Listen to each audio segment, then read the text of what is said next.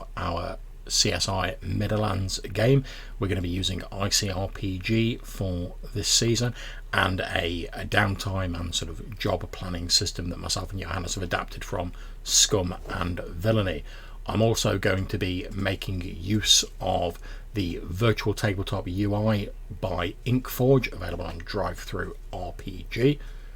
And what we're going to do now is I'm going to give you a little bit of a brief background, and then we'll go into actually our heroes planning out this mission for this job that they've been given.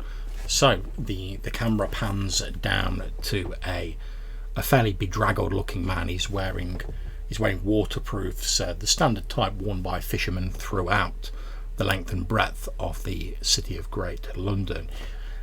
As he looks around nervously, and then he spots the person he's here to meet, a young woman wearing a hooded cloak.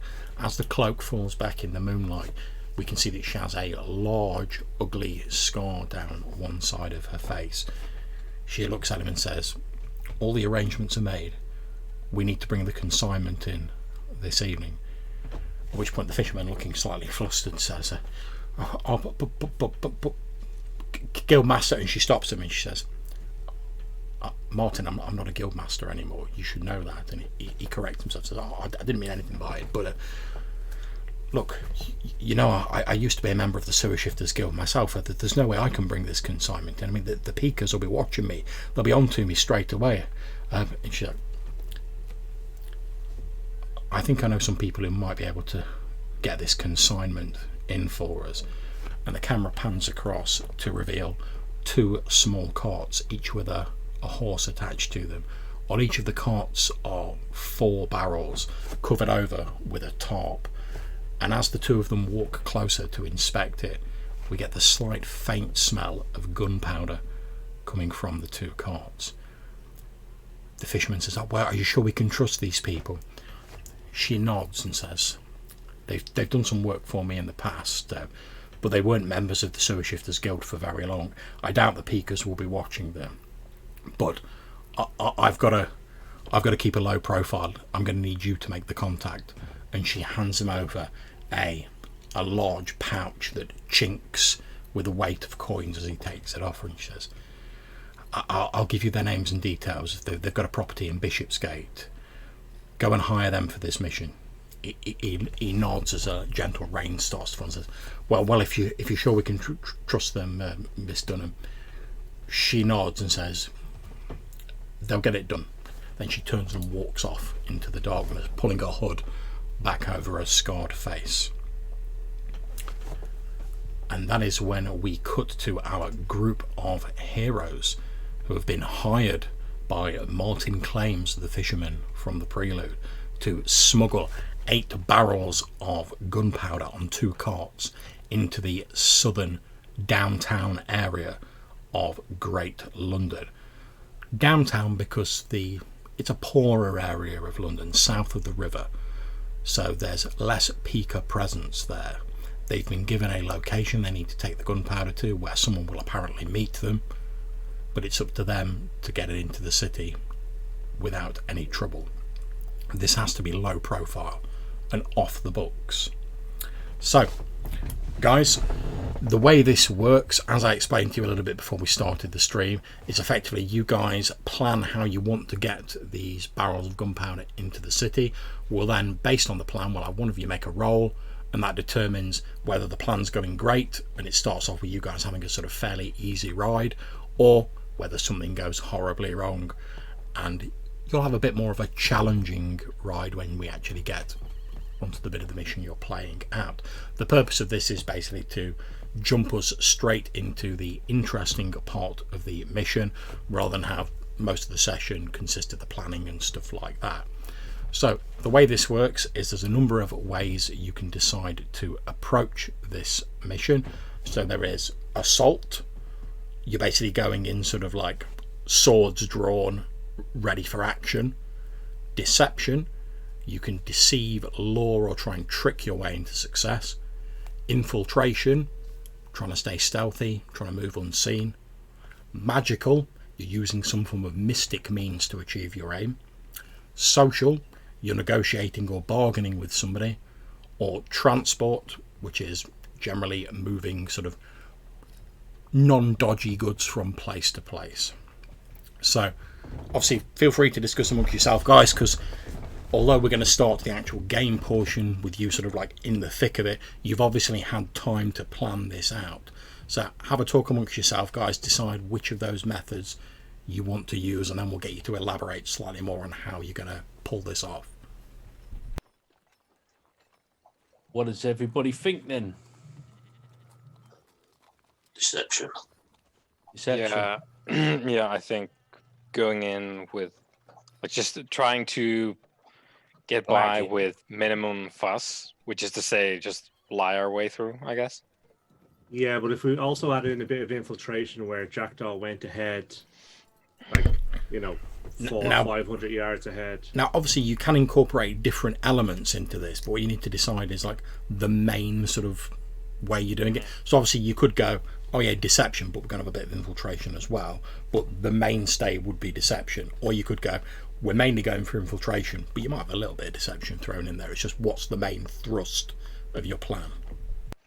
So if it's deception, which seems perfectly reasonable, are we looking to disguise the barrels as something else, or disguise ourselves as something else? Probably both.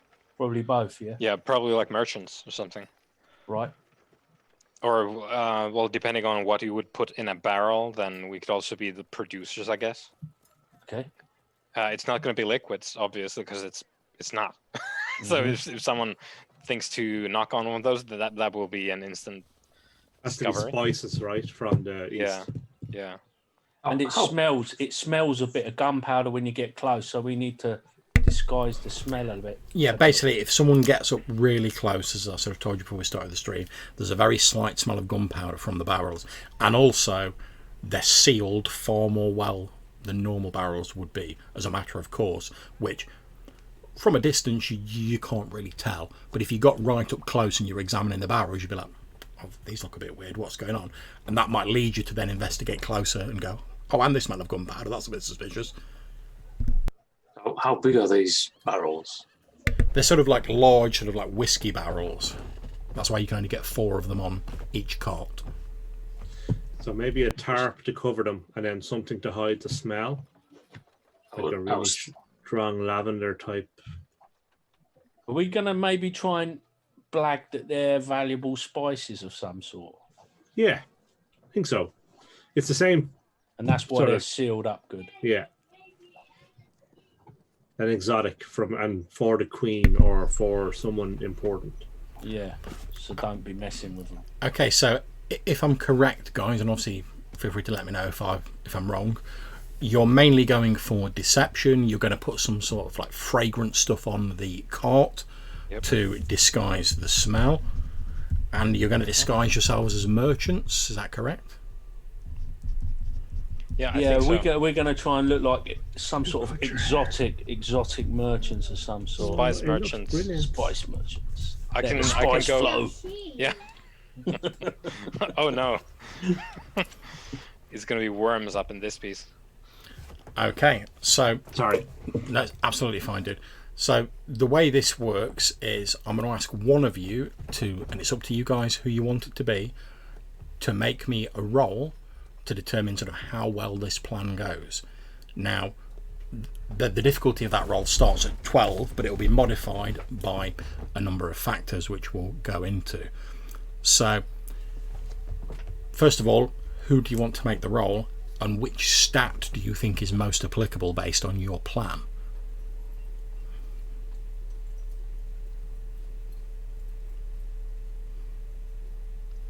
Anyone good with the bullshitting?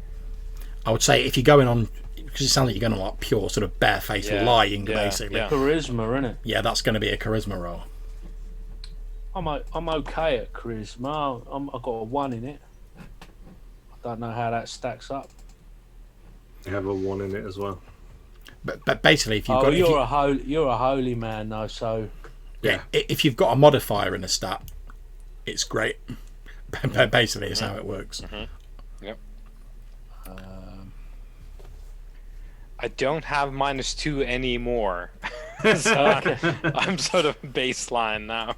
Oh, and one other thing, if you guys end up using any magic during the, just on the off chance that actually happens, I'm going to rely on you guys to know what your spells do. So if you're casting a spell, say I am casting and the name of the spell, and it does this, and then we'll make the roll and we'll see what happens. Because I'm not going to have time to flip back and forwards and look at all the spells. I have the magic thing open. So if Colin, if you you got it too. Yeah. That's it. He's prepared. He's got some of that goblin foresight. That's what it is. That's what it is. It's that He's touch knocked of up magic. He's knocked up a print-on-demand copy in his alchemical lab. He's got. Many a moon has passed waiting for me to dig this bad boy out. Okay. It's been marinating. It's been marinating, yeah. Which in of my you, lab. Which of you is going to make the charisma roll? Oof. No pressure. No. No, I'll make it. I'm a crazy wild goblin. Okay, so first of all, we're going to work out what the difficulty is. So it starts at 12. Is the mission bold or daring? I would say probably yes, because you're smuggling a load of gunpowder, and we're basically like, oh no, we're merchants, honest. I reckon it's pretty bold, man. Yeah, we're literally putting everything into this one. So that will take the difficulty down to 9. Is the operation complex or contingent on many factors? Not really. Not really. Does the plan expose or use a vulnerability of the target? Not really. Not really. Nah. Is the target strong against this particular approach? I'm going to say yes, because as a matter of course, the peekers would want to inspect your goods. So that would add +3 to the difficulty, taking it back up to a 12. Can any friends or allies provide useful intelligence? Have any of you, probably not at this stage, but if any of you can think of any allies your characters might have that could potentially help you out a bit. Oh, the red moths. Still... Sorry? The red moths that Samuel... Yeah, the gang. Yeah. Our gang friends. I have their name here. Hang on. Yeah, that's fine. The red moths. Oh, that's right. That is indeed the name. That was a stretch, but okay. Yeah, So, maybe like we could like contact them to figure out, because they are more in that sort of underground world. Yeah, so... I mean, to explain to anyone who's not familiar with the previous season, the Red Moths are a small, specialised gang of thieves who specialise in smuggling in small and thieving sort of small, precious items that they can turn around and fence for a big profit with hopefully minimal risk. So what are you guys going to ask them to do? How are they going to help you? And what are you going to offer them to help you? I'm thinking we should ask them to, because they obviously have contacts in the guard. That's their work. So like ask them about which time, which gate, who's going to be there. Are they going to be susceptible to persuasion? Can they just be bribed outright, or okay, so that kind of thing? So they would have knowledge about which guards are more susceptible to this. You're absolutely right. That's their bread and butter. That's what they use. So they would be able to make it easy for you. What are you guys offering them to sort of entice them to help you? Now, it could just be like, oh, we'll do you a favour in the future, in which case they might have some jobs for you in the future. Or it could just be like, here's an item, or here's like a wad of cash. Can you sort us out? I'm thinking we probably go with a favour owed, because that's kind of been our stock and trade, really, with them. Okay, that's not a problem. So they'll be able to give you like the lowdown on the sort of peaker movements, which will lower your difficulty back down to 9. Are enemies or rivals interfering in the operation? Not really. You haven't really got any Not actively. Yeah, they're not actively trying to interfere. So the difficulty for this role has gone, with all those factors, has gone down from 12 to 9, thanks to the Red Moths helping you out and sort of going like, oh yeah, well this guard shift who's coming round to downtown, that they're a bit more slapdash. They don't say they can be bribed openly, but they're a bit more shoddy. They're not maybe as thorough. So, Odgit, you will need to make me a charisma roll. The difficulty is 9. Can I roll it on the sheet? You Does can the sheet indeed. work? It should do. Okay. Will it add my modifier, do you know? Yeah, it should do if you click on the dice icon next to the relevant attribute. Let's give it a whirl. Okay. Oh, I made it. So let me check that. Yeah, it has added your modifier, and that is bang on. Now, obviously, without the red moth's help, you would not have succeeded there. So what that means is when we start this scene, you are effectively going to be in a fairly good position. So the difficulty set for this scene is only going to be a 7. So I'll change, well, sorry, it'll be a 9, my mistake. So there we go.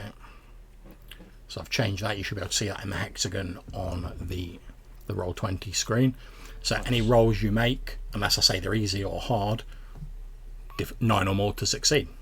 Okay, so we set the scene with you guys on these carts. Are you going to be split equally between the carts, or are you going to be... Yeah, I think so. Yeah. Okay, so who's going on which cart? I think me and Odd get the split. That's fine. Yeah. Brawn and magic. Okay, so Jackdaw and Tell on the other one. So I'm just going to quickly set up the... I think Odgit's going to climb up underneath the tarpaulin and get in the back. Nice. He's going to scavenge around, see if there's any little bits of gunpowder that he can sort of dust off the barrels or anything into a little pouch. Scraping in the seams. Yeah, he's just sniffing it. Oh, you just hear these noises coming from underneath the tarpaulin. Rubbing his hands together, thinking, "Oh, what I could do with that gunpowder." It's a hog back there looking for truffles. yeah. Oh, my beauty. He's like stroking the barrel. Oh, my beauty. Precious. My precious. Yeah, leaning in close with the candle. Oh, I need a bit more light. Yeah, nothing like that ever goes wrong. No. Okay, so just give me a second, guys. I'm just setting out this. Where's my flint and steel? Yeah.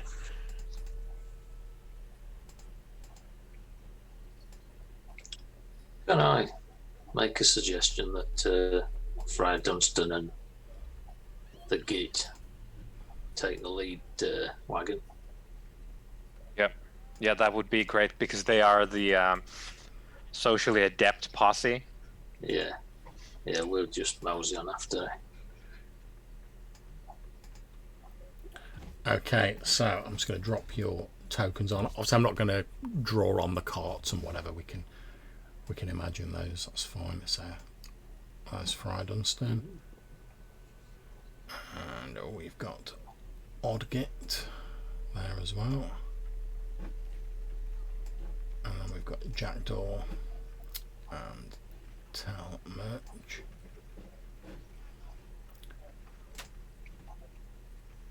And I'm going to drop in a few sort of random like peasanty spots because it's a giant city. There's peasants everywhere, and I'm also going to drop in a couple of peakers there.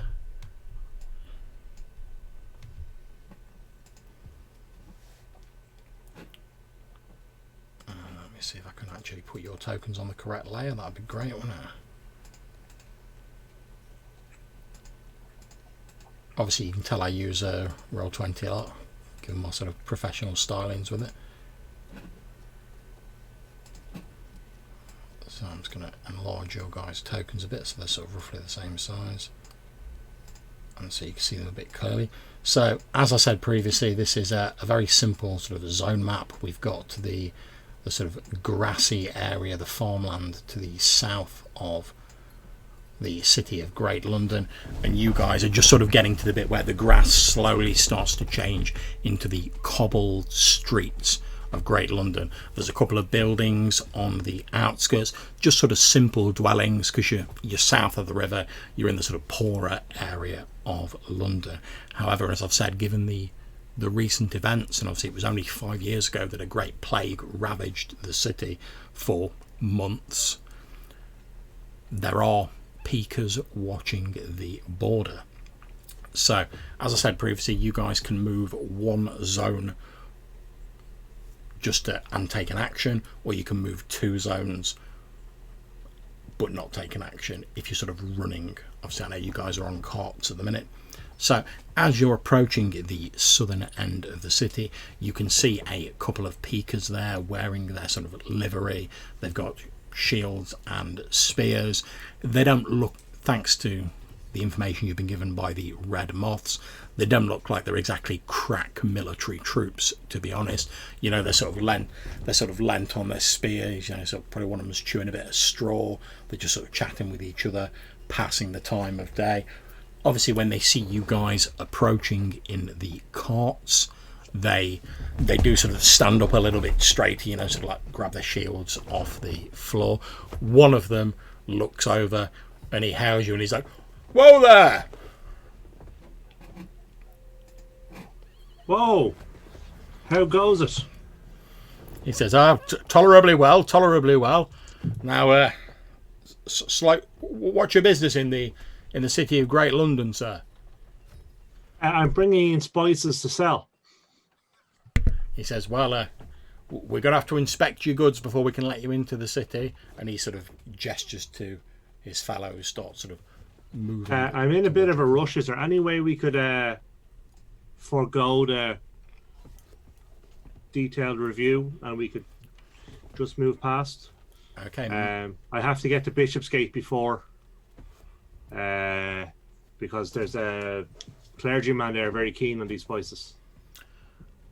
Okay, now I'm going to say make me a roll. Now this is going to be a difficult roll, so 3 more than the standard result, because they've been told that they've got to inspect anything coming into the city. So difficulty 12. Charisma, yeah.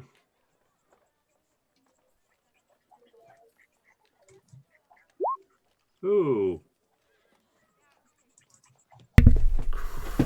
He says, now what this effectively means is if you fail on a roll, you're not going to be able to charisma them any further to persuade them, but you could try other tactics.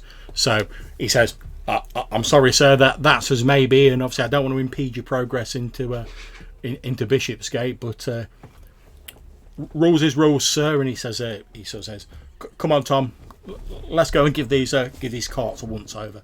And they start moving forward towards the carts. They're not sort of rushing forward, weapons drawn or anything. They're pretty much expecting, we'll have a look, there'll be a few barrels, we'll check them out, we'll be like, all right, carry on. So they're just sort of like ambling over. In fact, they actually like sort of lean their shields up against the buildings on either side. They're just sort of like carrying their spears, like I say, almost in like a casual manner. They're not really expecting a great deal of trouble because you're disguised as merchants. They're just like, they probably see tens of merchants every day. They give the carts a bit of a once over. Oh yeah, you've got fruit and veg, right, carry on, that's fine. So they start moving towards the carts. Now obviously you guys know that if they get too close, they're going to spot the gunpowder. Now what I'm going to do at the moment is I am going to put a little dice on here that hopefully you can now see, which has a 4 on it. Now what's going to happen is every sort of turn or every few minutes that's going to tick down by 1, and when it gets to 0, something will happen. So what I'd like to do, John, is I'm imagining that hook-nosed goblins can produce a fairly noxious odour from their nether regions. I think that's a fairly safe assumption. So as they come closer, I want to try and let rip the fart of doom so that as they come to uncover it, they just get hit with it, and I'll be like, hello, you know, kind of thing. Okay, so what hopefully that'll put them off of getting too close. So obviously, normally I wouldn't make you make a roll to let rip with a massive fart, but obviously because it's a tactical fart. Yeah, but because this is a tactical fart and it has implications should you fail, I'm gonna ask you to make a roll. I'd suggest either strength to force it out or constitution. It's entirely down to you. I don't think this is particularly easy or hard, so the difficulty is 9. Yeah, I mean, Now, obviously, I will tell you that if you make this roll, it's not going to get them to entirely go like, oh, it's farted, we best not check this card. But it'll buy you a few more moments grace, basically, to think of a better plan, because they'll be like, oh, and they'll sort of back off for a few minutes. Okay. So I'll give that a go.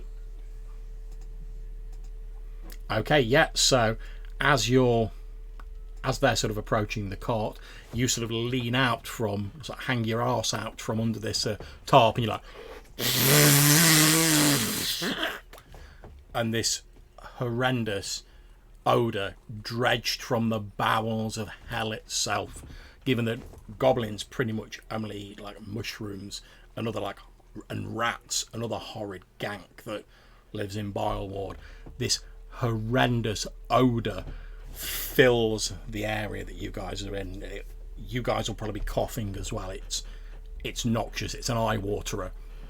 So both the two guards are like, oh jeez, Tom, you smell that? He's like, oh god, I know, Sam. Oh. And they sort of like back off a bit. Sorry, gents, better out than in. I lean over to tell, and I'm like, looks like we're we're not doing so great. So Okay. I'll turn to the guards and go, He's like, oh, keep that thing under control, will you? Oh, should have you up on a health violation. forgive my friend. He's not been well. I can tell that. Fucking hell. Could I perchance give you sorry, times are hard, and I am in a rush. Could I possibly give you some gold to just give us the wave through? How much gold are you offering them? So they've not got like a price list pinned on the lapel. Yeah, so I guess I don't know how much we have, but I'd like to give them like a week's wages for a peaker. Wait, it depends. How many? Have you got any coins on your sheet? No. In which case, you do not have any coins. However, you could offer them an item.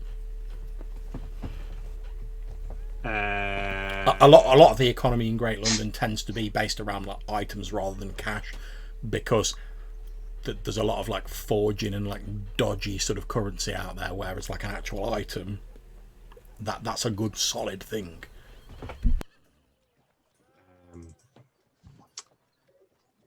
Okay. And basically what this will mean mechanically is, obviously, because you've changed the circumstances, that will allow you to make another charisma roll, because you couldn't have just gone, oh look guys, let me through, because you tried that and failed it. But now you're offering something that's changed the circumstances. Got your money over here. So the slightly older looking guard is obviously like a bit more senior, who the other one called Sam, he's sort of like, he's holding like a rag up to his nose to try and keep the noxious fumes away from Odgit. He wanders round and he's like, oh, and he sort of like looks at you, Tell. You notice he raises an eyebrow as he looks at you, because you look like a rough nut, basically. It's here.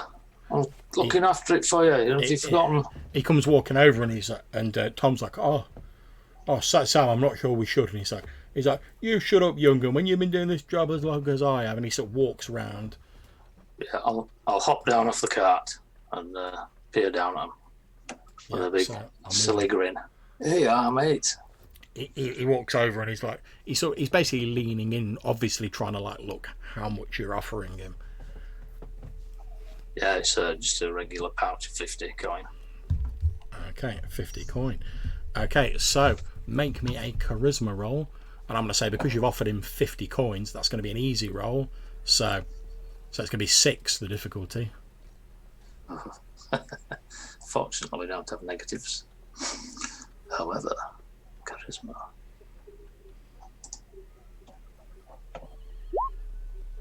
Okay, you just make, so he pauses for a few moments as though he's sort of trying to decide. My smile starts to slip. Okay. My other fist balls ready. So what I'm going to do now is I'm going to ask Jackdaw, can you please roll me a d6, and basically, because he's got close to the cart to get the money, if you get a 1, he smelt something a bit suspicious. There we go. Okay, so he's leant in close, like, and basically you've just dropped down. You're right next to the barrels. So he leans in and he's just taking the pouch of you, and he suddenly goes, and like you see his eyebrows like raise as he's obviously recognised the smell, because gunpowder is a thing in London.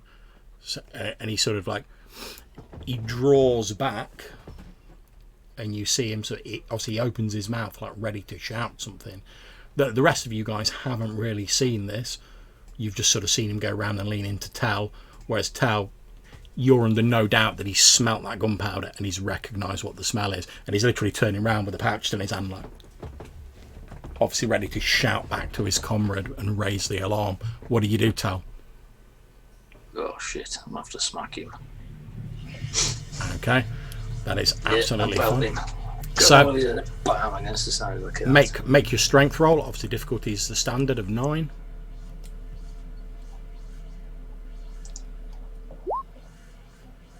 Okay, so you go to hit him. However, you're still sort of like climbing down off the cart, and you're like extended to drop him the money. So as you swing, it actually throws you off balance, and you tumble out of the cart. You quickly jump to your feet, so you're not prone or anything like that.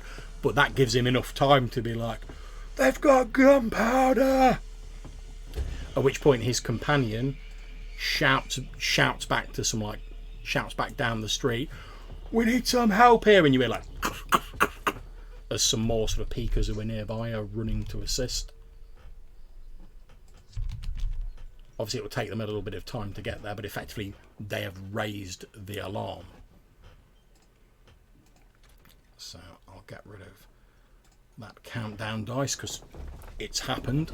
So any of you are on the top of the carts, you can see sort of like more peekers running in from either side of the street. It's only a couple of them because luckily, thanks to the fact you spoke to the Red Moths, your thieving allies, they gave you the advice, oh, it's going to be lightly sort of patrolled here. So you've not got squadrons of them coming down. You've just got like a couple of extra ones running in. However, the other peeker is going to sort of move up to beside the other cart. He grabs his shield off the floor. Okay, so there's no real like madly complex initiative system in this game, so I'm going to go round people as I see them on my screen. You can move one zone and take an action, or you can move 2 zones. Okay, so Tal, you've jumped back to your feet. These 2 peekers are now they've got the spears. They'd left the shields behind, but they're sort of now getting ready for trouble, basically. And obviously that you know how this works. You've seen it in other towns. You've seen it in Leeds. Granted, the sort of patrols in Leeds aren't like they are here, but pretty much the standard operating procedure is if you've only got a couple of you, delay and hold the suspects until more reinforcements arrive and you can sort of take them in.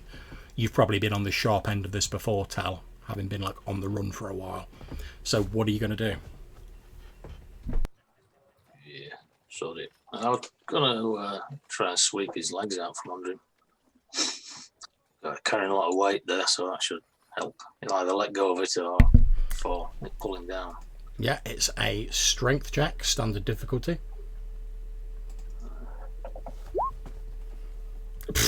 Yeah, that'll do it. Okay, so what you need to do now is on your character sheet, you roll your weapon effort.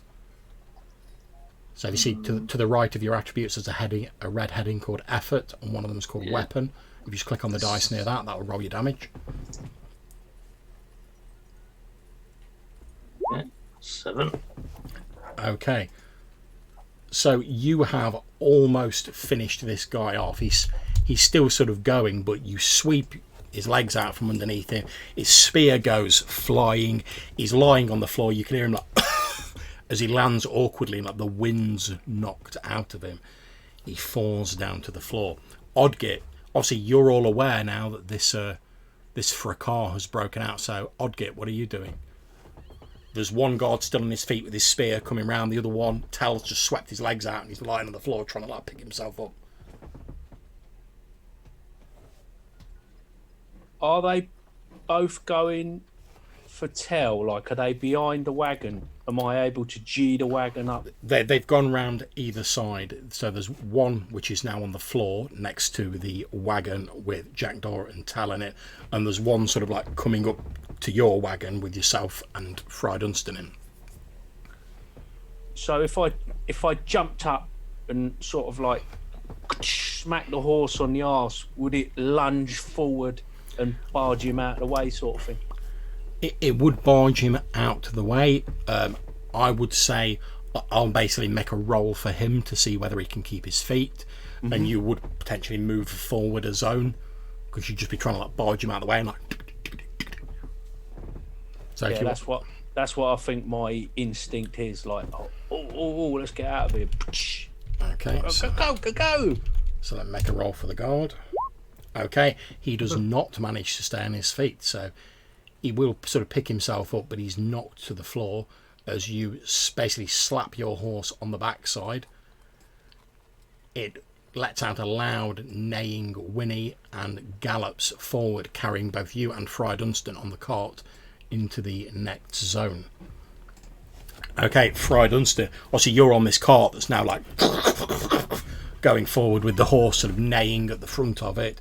You can see this guard sort of like got knocked out of the way. He's like picking himself up off the floor and like grabbing his spear. As you look back, you can see there's the other guard on the floor, and obviously Tal and Jackdaw are still in the other cart behind you, but your cart's like Okay. So what I want to do, and I don't know if I can, is I want to take the reins and hit the horse again and make it move another square forward, if that's... I would say if you're willing to like sacrifice all of your action to do that, then yeah, you can effectively just be moving an extra zone. So, Okay. but that'll be all you'll be able to do. Yeah. Okay, so as you've been like slapping this horse on the arse, Oddgate, Fry Dunstan like swings himself round onto like the little foot plate at the front, grabs the reins, and he's like, at which point the horse again sort of neighs loudly and continues galloping forward. As the two of you look to your left and right, you can see these other two peekers like coming in, and obviously they've now seen you like making a run for it effectively, so they're like, hey! And they're like running forward with their spears and their shields. I'll be like, woohoo! Can I just arse out. Get out of it, get some of that. There's something coming. Help your friends, and I'm pointing back the way we've come. Oh yeah, help! Okay, so I'm going to say make me a charisma roll. Now I'm going to say the difficulty of this is a hard roll, so it'll be 3 higher than the standard difficulty, because obviously they've seen you guys did a run for it, and you're like, no, the problem's back there, mate. Bandits. Okay, so Oh my god, the ones are back. so you shout to them, but unfortunately over the loud noise of your horse whinnying and the cart rattling across the cobbles, they don't really hear what you've said, and they carry on running towards you. Okay, so Jackdaw. Probably me dropping my trousers didn't help. Nah.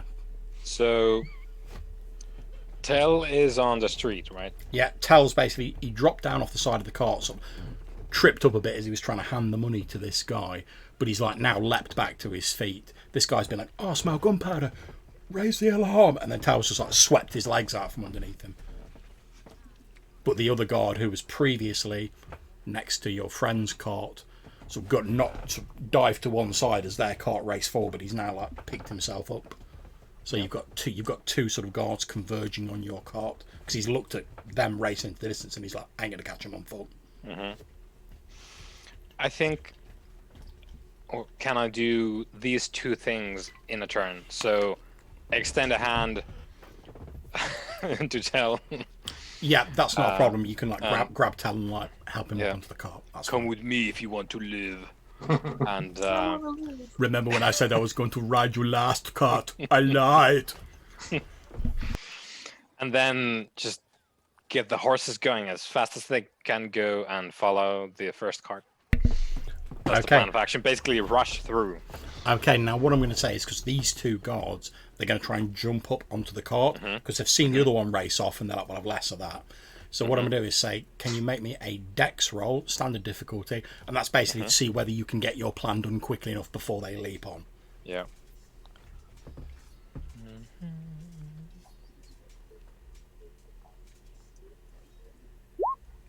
Yep. Yes, you certainly can. So the cart with Tal and yourself on gallops forward, pretty much leaving these two guards in the dust. Okay, so onto the NPC's turn. So these two guards are going to move into the same zone as the first cart, and these two are going to be sort of running after the cart with Tal in. Okay, so the two that are pursuing Odgit and Fry Dunstan, likewise, since they're coming in from the side, as you go past, they're going to try and leap on board. So Fry Dunstan, can you please make me a dex roll, difficulty 9, standard? Ooh, natural 20. Okay, so they leap at your cart, you spur it forward, and they just sort of fall into the space where it was. So that's their move. What they're going to do for their action is they're going to throw their spears at you. So they've realised they can't catch you on foot, but maybe they can get you with their spears. So just for simplicity's sake, I'm going to do one at Odgit and one at Fry Dunstan. So what is your armour, Odgit? It starts at 10. That's am I correct, right? yeah. So if you've And not I've put got- any points in it, it's 10.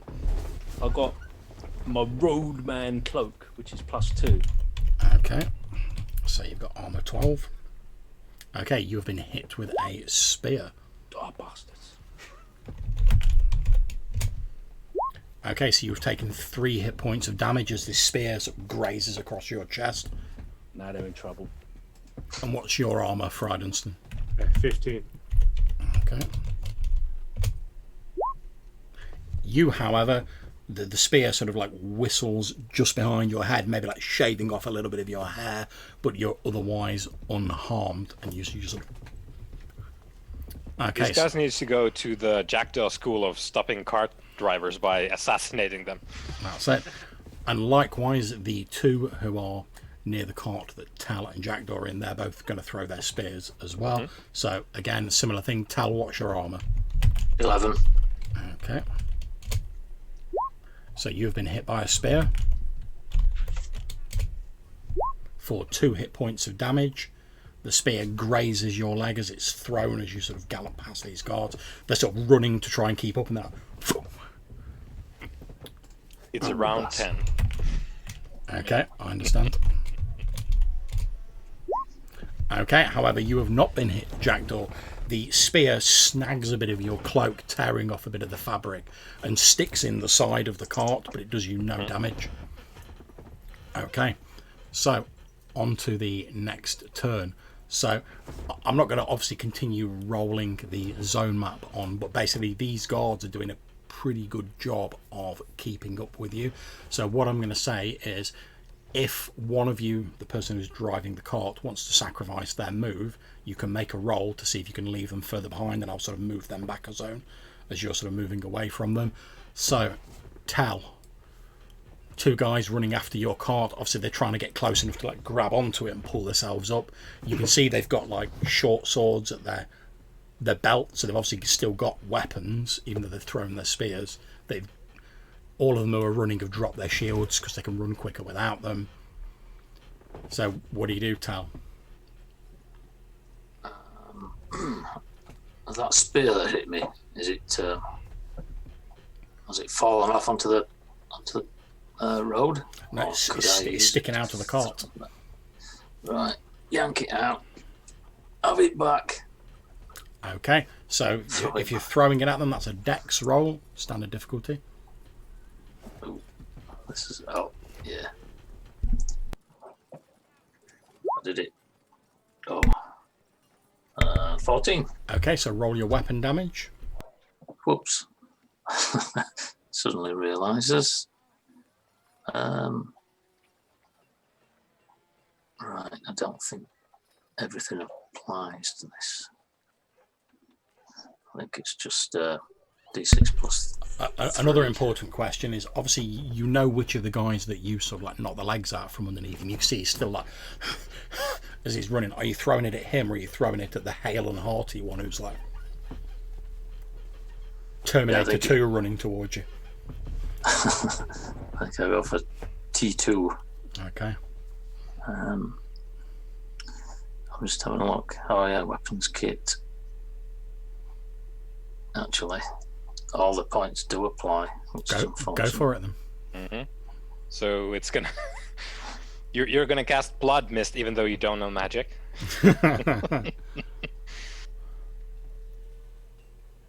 Yeah. Sorry, mate. Oops! I suddenly realised that I'm a bit of the pacifist. I don't really want to kill somebody. Oh, fortunately, I don't. 8.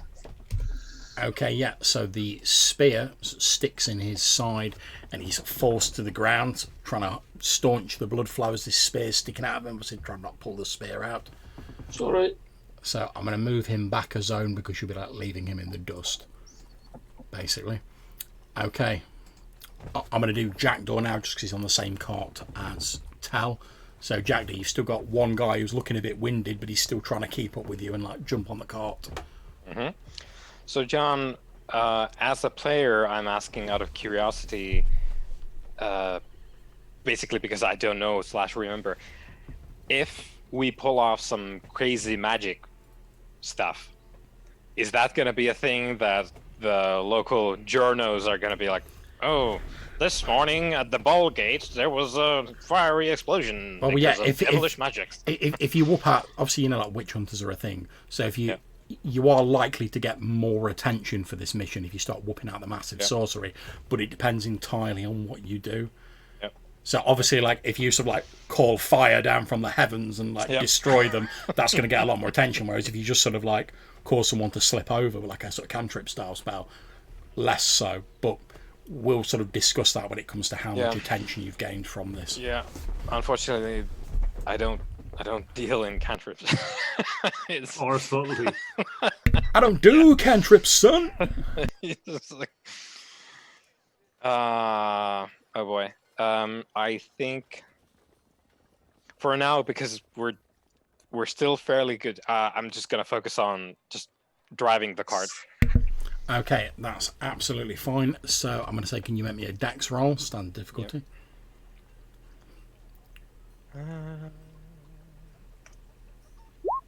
10. Yeah, that's fine. So you're leaving this guy behind. I'll move him back a zone. He can now no longer attack you because he's still a bit winded from when Tal knocked him over. So he's like, and you're like, yeah, it's like go. Okay, so we come now to Oddgit. Oddgit, you still got these two peekers trying to like get on your cart. What are you going to do? So it's a tricky one. What happens if you throw a spear and injure a wild alchemist? I think he gets annoyed. And he's like, get off me! And he goes like that and he flings out this concentrated arc of acid across their persons. Get off me! Okay, so I presume you're casting a spell. Yeah, create acid. Okay, now don't forget, because of the type of magician you are, you need to roll to see what sort of tier you're doing. Yeah, I have to do a D4 for my power level. Yeah. Oh, yeah. Come on, 4. Oh, what was it? It's a 1. Oh, okay. No, that's all right. Okay, so make your roll to cast the spell. I think it's intelligence. Intelligence, It is, for yeah. us. So it's standard difficulty. Oh, you've failed. Oh dear. Now I think this is a time where I do have to get the old magic book out because I do want to make sure I'm doing this right. +2 on it as well. Yeah. If there's anything we learned from the first season, doesn't really matter what the pluses are. It matters not. Man, I can't believe it. Yeah. At least we're consistent. We're keeping with the theme. Just bumbling our way through. Now, since you didn't roll a natural 1, there's no like mad like miscasting. So I'm going to put a spellburn dice on you down at the bottom of 1. See if you fail a spell without a natural 1, that'll go up. And when you get to 4, you'll have to roll on the miscast table. If you get a natural 1, you just roll on the miscast table. How does have we got hero coin? Have we got a hero coin? You don't start with 1 now. No. Right, okay. But I be a hero can first. award them if you pull off some crazy like heroic shiz. Gotcha. And obviously, you spend a hero coin; it allows you to use ultimate effort on whatever you're doing. Okay, so as Odgit fails to control these arcane forces, what actually happens? What do the others see as you try and cast this spell? As you're like, go on, get out of it. I reckon it just like dribbles out of his, just like dribbles out in an unimpressive. Okay, so what I'm going to do is I'm going to ask you to roll me a d6, Colin. If you get a 1, the acid has damaged the cart. Okay. You're grand. A little bit of acid dribbles out, you flick it off your hand. Absolutely fine. Okay, so Fry Dunstan, it's over to you. So I would like to cast my Soundburst, which I want to position in such a way that it gets these 2 peakers, but not the cart that's following behind them. That's absolutely fine. So make your, I believe it's wisdom for you. Yeah. Okay. Now I'm going to check this because I can't remember what happens when you fail a wisdom. Oh no, it's spellburn, isn't it? So There's yeah, I was just looking at the thing. Yeah, so when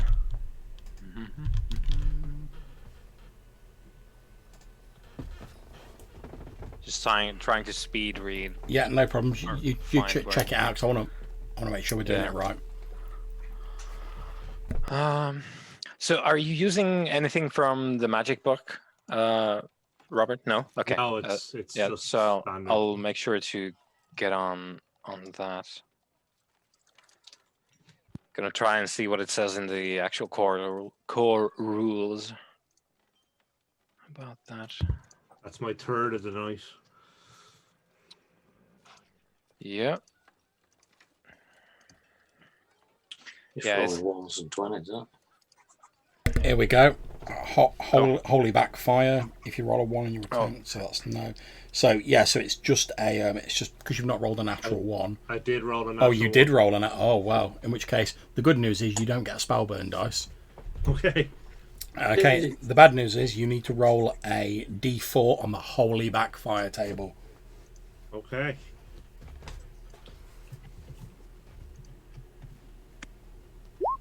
One. Okay. The spell is forgotten until you have had a night's sleep, so you cannot use soundburst until you've had a night's kip. Okay. So you Is that the best thing or the worst thing on the? that's pretty tame, to be perfectly honest. Okay. So you reach out, and who knows, perhaps Gale does not approve of you smuggling gunpowder into Great London for terrorist activities. But as you reach out, just like the power is not there, and you find yourself quite unable to remember the prayer to summon this sound. Okay, so the 2 guys here, because you both sort of failed spectacularly, I'm going to say the 2 guys there have managed to climb up onto the cart. So they are now on the cart, but that takes their entire turn.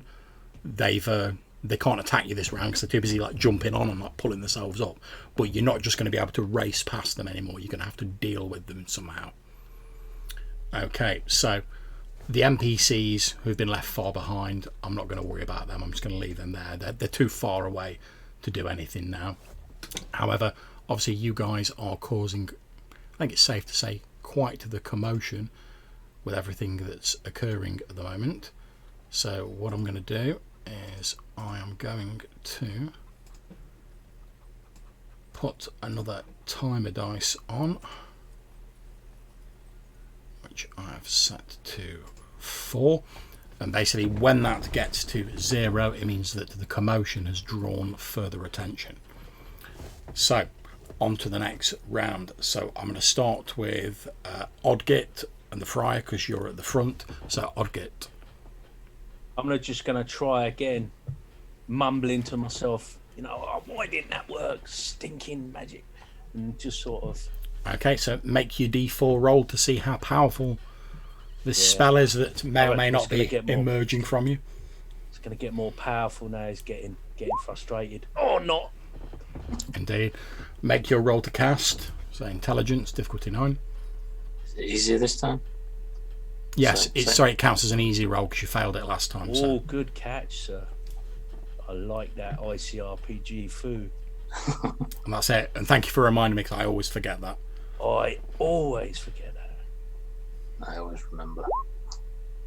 Yeah, Not that it that- really matters. Yeah. that'll do it. So roll your magical damage. Does this do an area or does it just affect a person? So it throws an arc at all close. Yeah, that's fine. So you can hit both of them. So roll your magical damage once, So D8 magic damage. and I'll just knock that off both of them.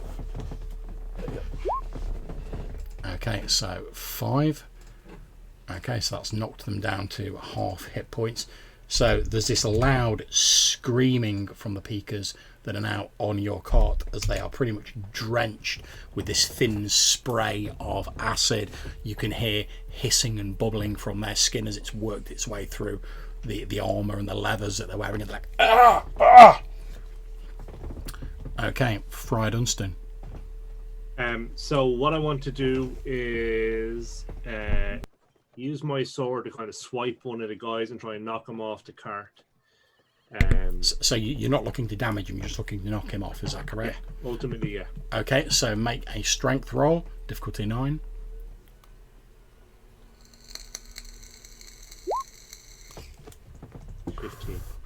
Okay, yeah, you have knocked one of them off the cart, so I'm going to move him back a zone. As he's sort of like going like, like trying to like get this acid off his face, you just basically like hit him around the side of the head with the flat of your sword. He drops like a sack of spuds off the cart, and you see him sort of rolling as you continue galloping forward. Okay, the rear cart. So, Jackdaw. So there's bodies tumbling. I Yeah, suppose. 'Cause we're moving at basically, speed, right? as you're galloping fast, you can see this guard sort of like his face half melted. He's sort of like sideways, like rolling past you as you're sort of like. You actually see him fall off the cart as the friar goes round the side of his face with the flat of his blade, and he's like, like rolling past you. You can see he's obviously like getting to his feet. 'Cause he will be able to act on his turn, but he looks in a bad way. Like half his face is like melted wax. Yep. So I'll lean over to Tell and I'll say, keep an eye on that one. And like, meaning the one that's tumbling down the street.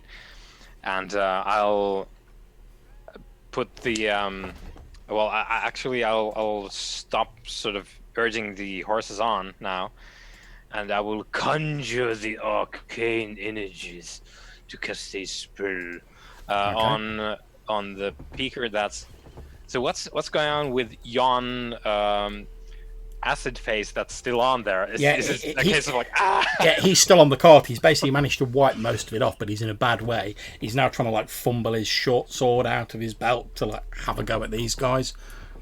Yep. So, how's Oddgit looking?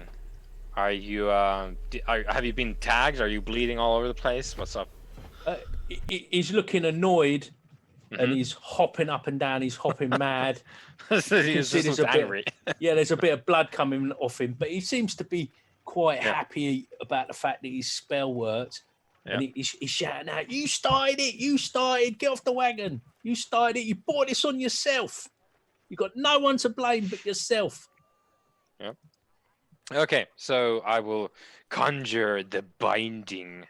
And John, I will use my gem of changes to try and flip it from fire to acid, because that's the theme of the night. That's fine.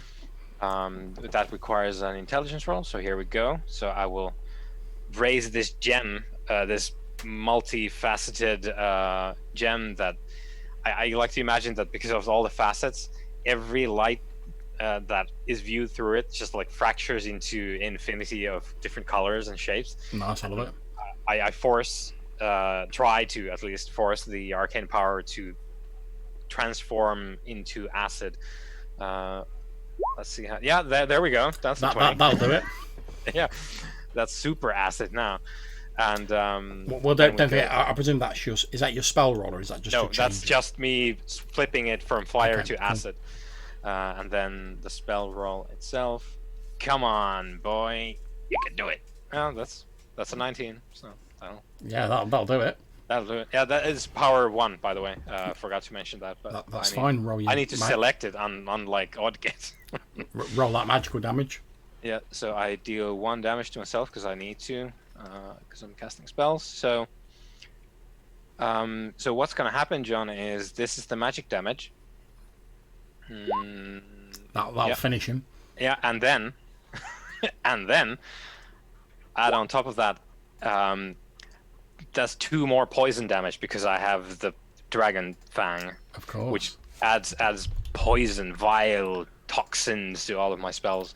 Okay. So poisonous acid. Yeah.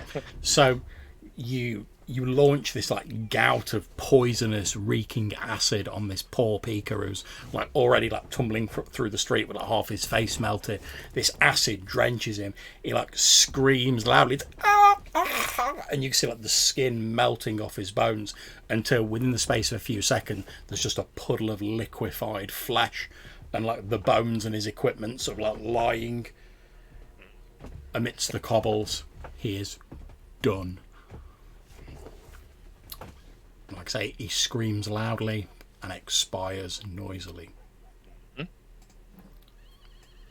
Okay. So, the Pika who's on the cart with you guys, what he's actually going to try and do is, rather than trying to attack you guys, he's going to try and use his sword to like sever the link between the horse and the cart, obviously hoping to like stop the cart so more Pikas can turn up. So I'll make a roll for him, which he does. He swings his short sword down, sort of melting with acid dripping off it, severing the link between the horse and the cart. The horse gallops off into the distance. The cart sort of, the front dips down, so like Oddgit and Fried Unsting, can you both make me a dex roll? Fine. Okay, so as the cart sort of like drilling a furrow into the cobbles, Oddgit, you sort of see it coming and you grab hold of the cart. Friar, you're almost pitched off the cart, but you manage to just like grab hold of a bit of the wood on the side of it and stabilise yourself, but your cart has now come to a stop, although the Pika cannot attack you this round because he's taken his action. Okay, so obviously Tal and Jackdaw, you've seen the cart up front stop and the horse gallop off. However, Oddgit, you're now on a static cart. You've still got this one Pika who's on board, and obviously as he's doing this, he's like shouting for like the other guards. What do you do? I will whip out from my robes. I'll dodge around him a little bit. I think where the wagon like lunges, I'm going to use that because I've got a pretty good roll. I feel like I have control of that situation, and to my advantage, to my advantage, I'm going to use that all as a little bit of subterfuge to position myself to whip out my wizard's blade, shank him. Nice, go for it. Okay.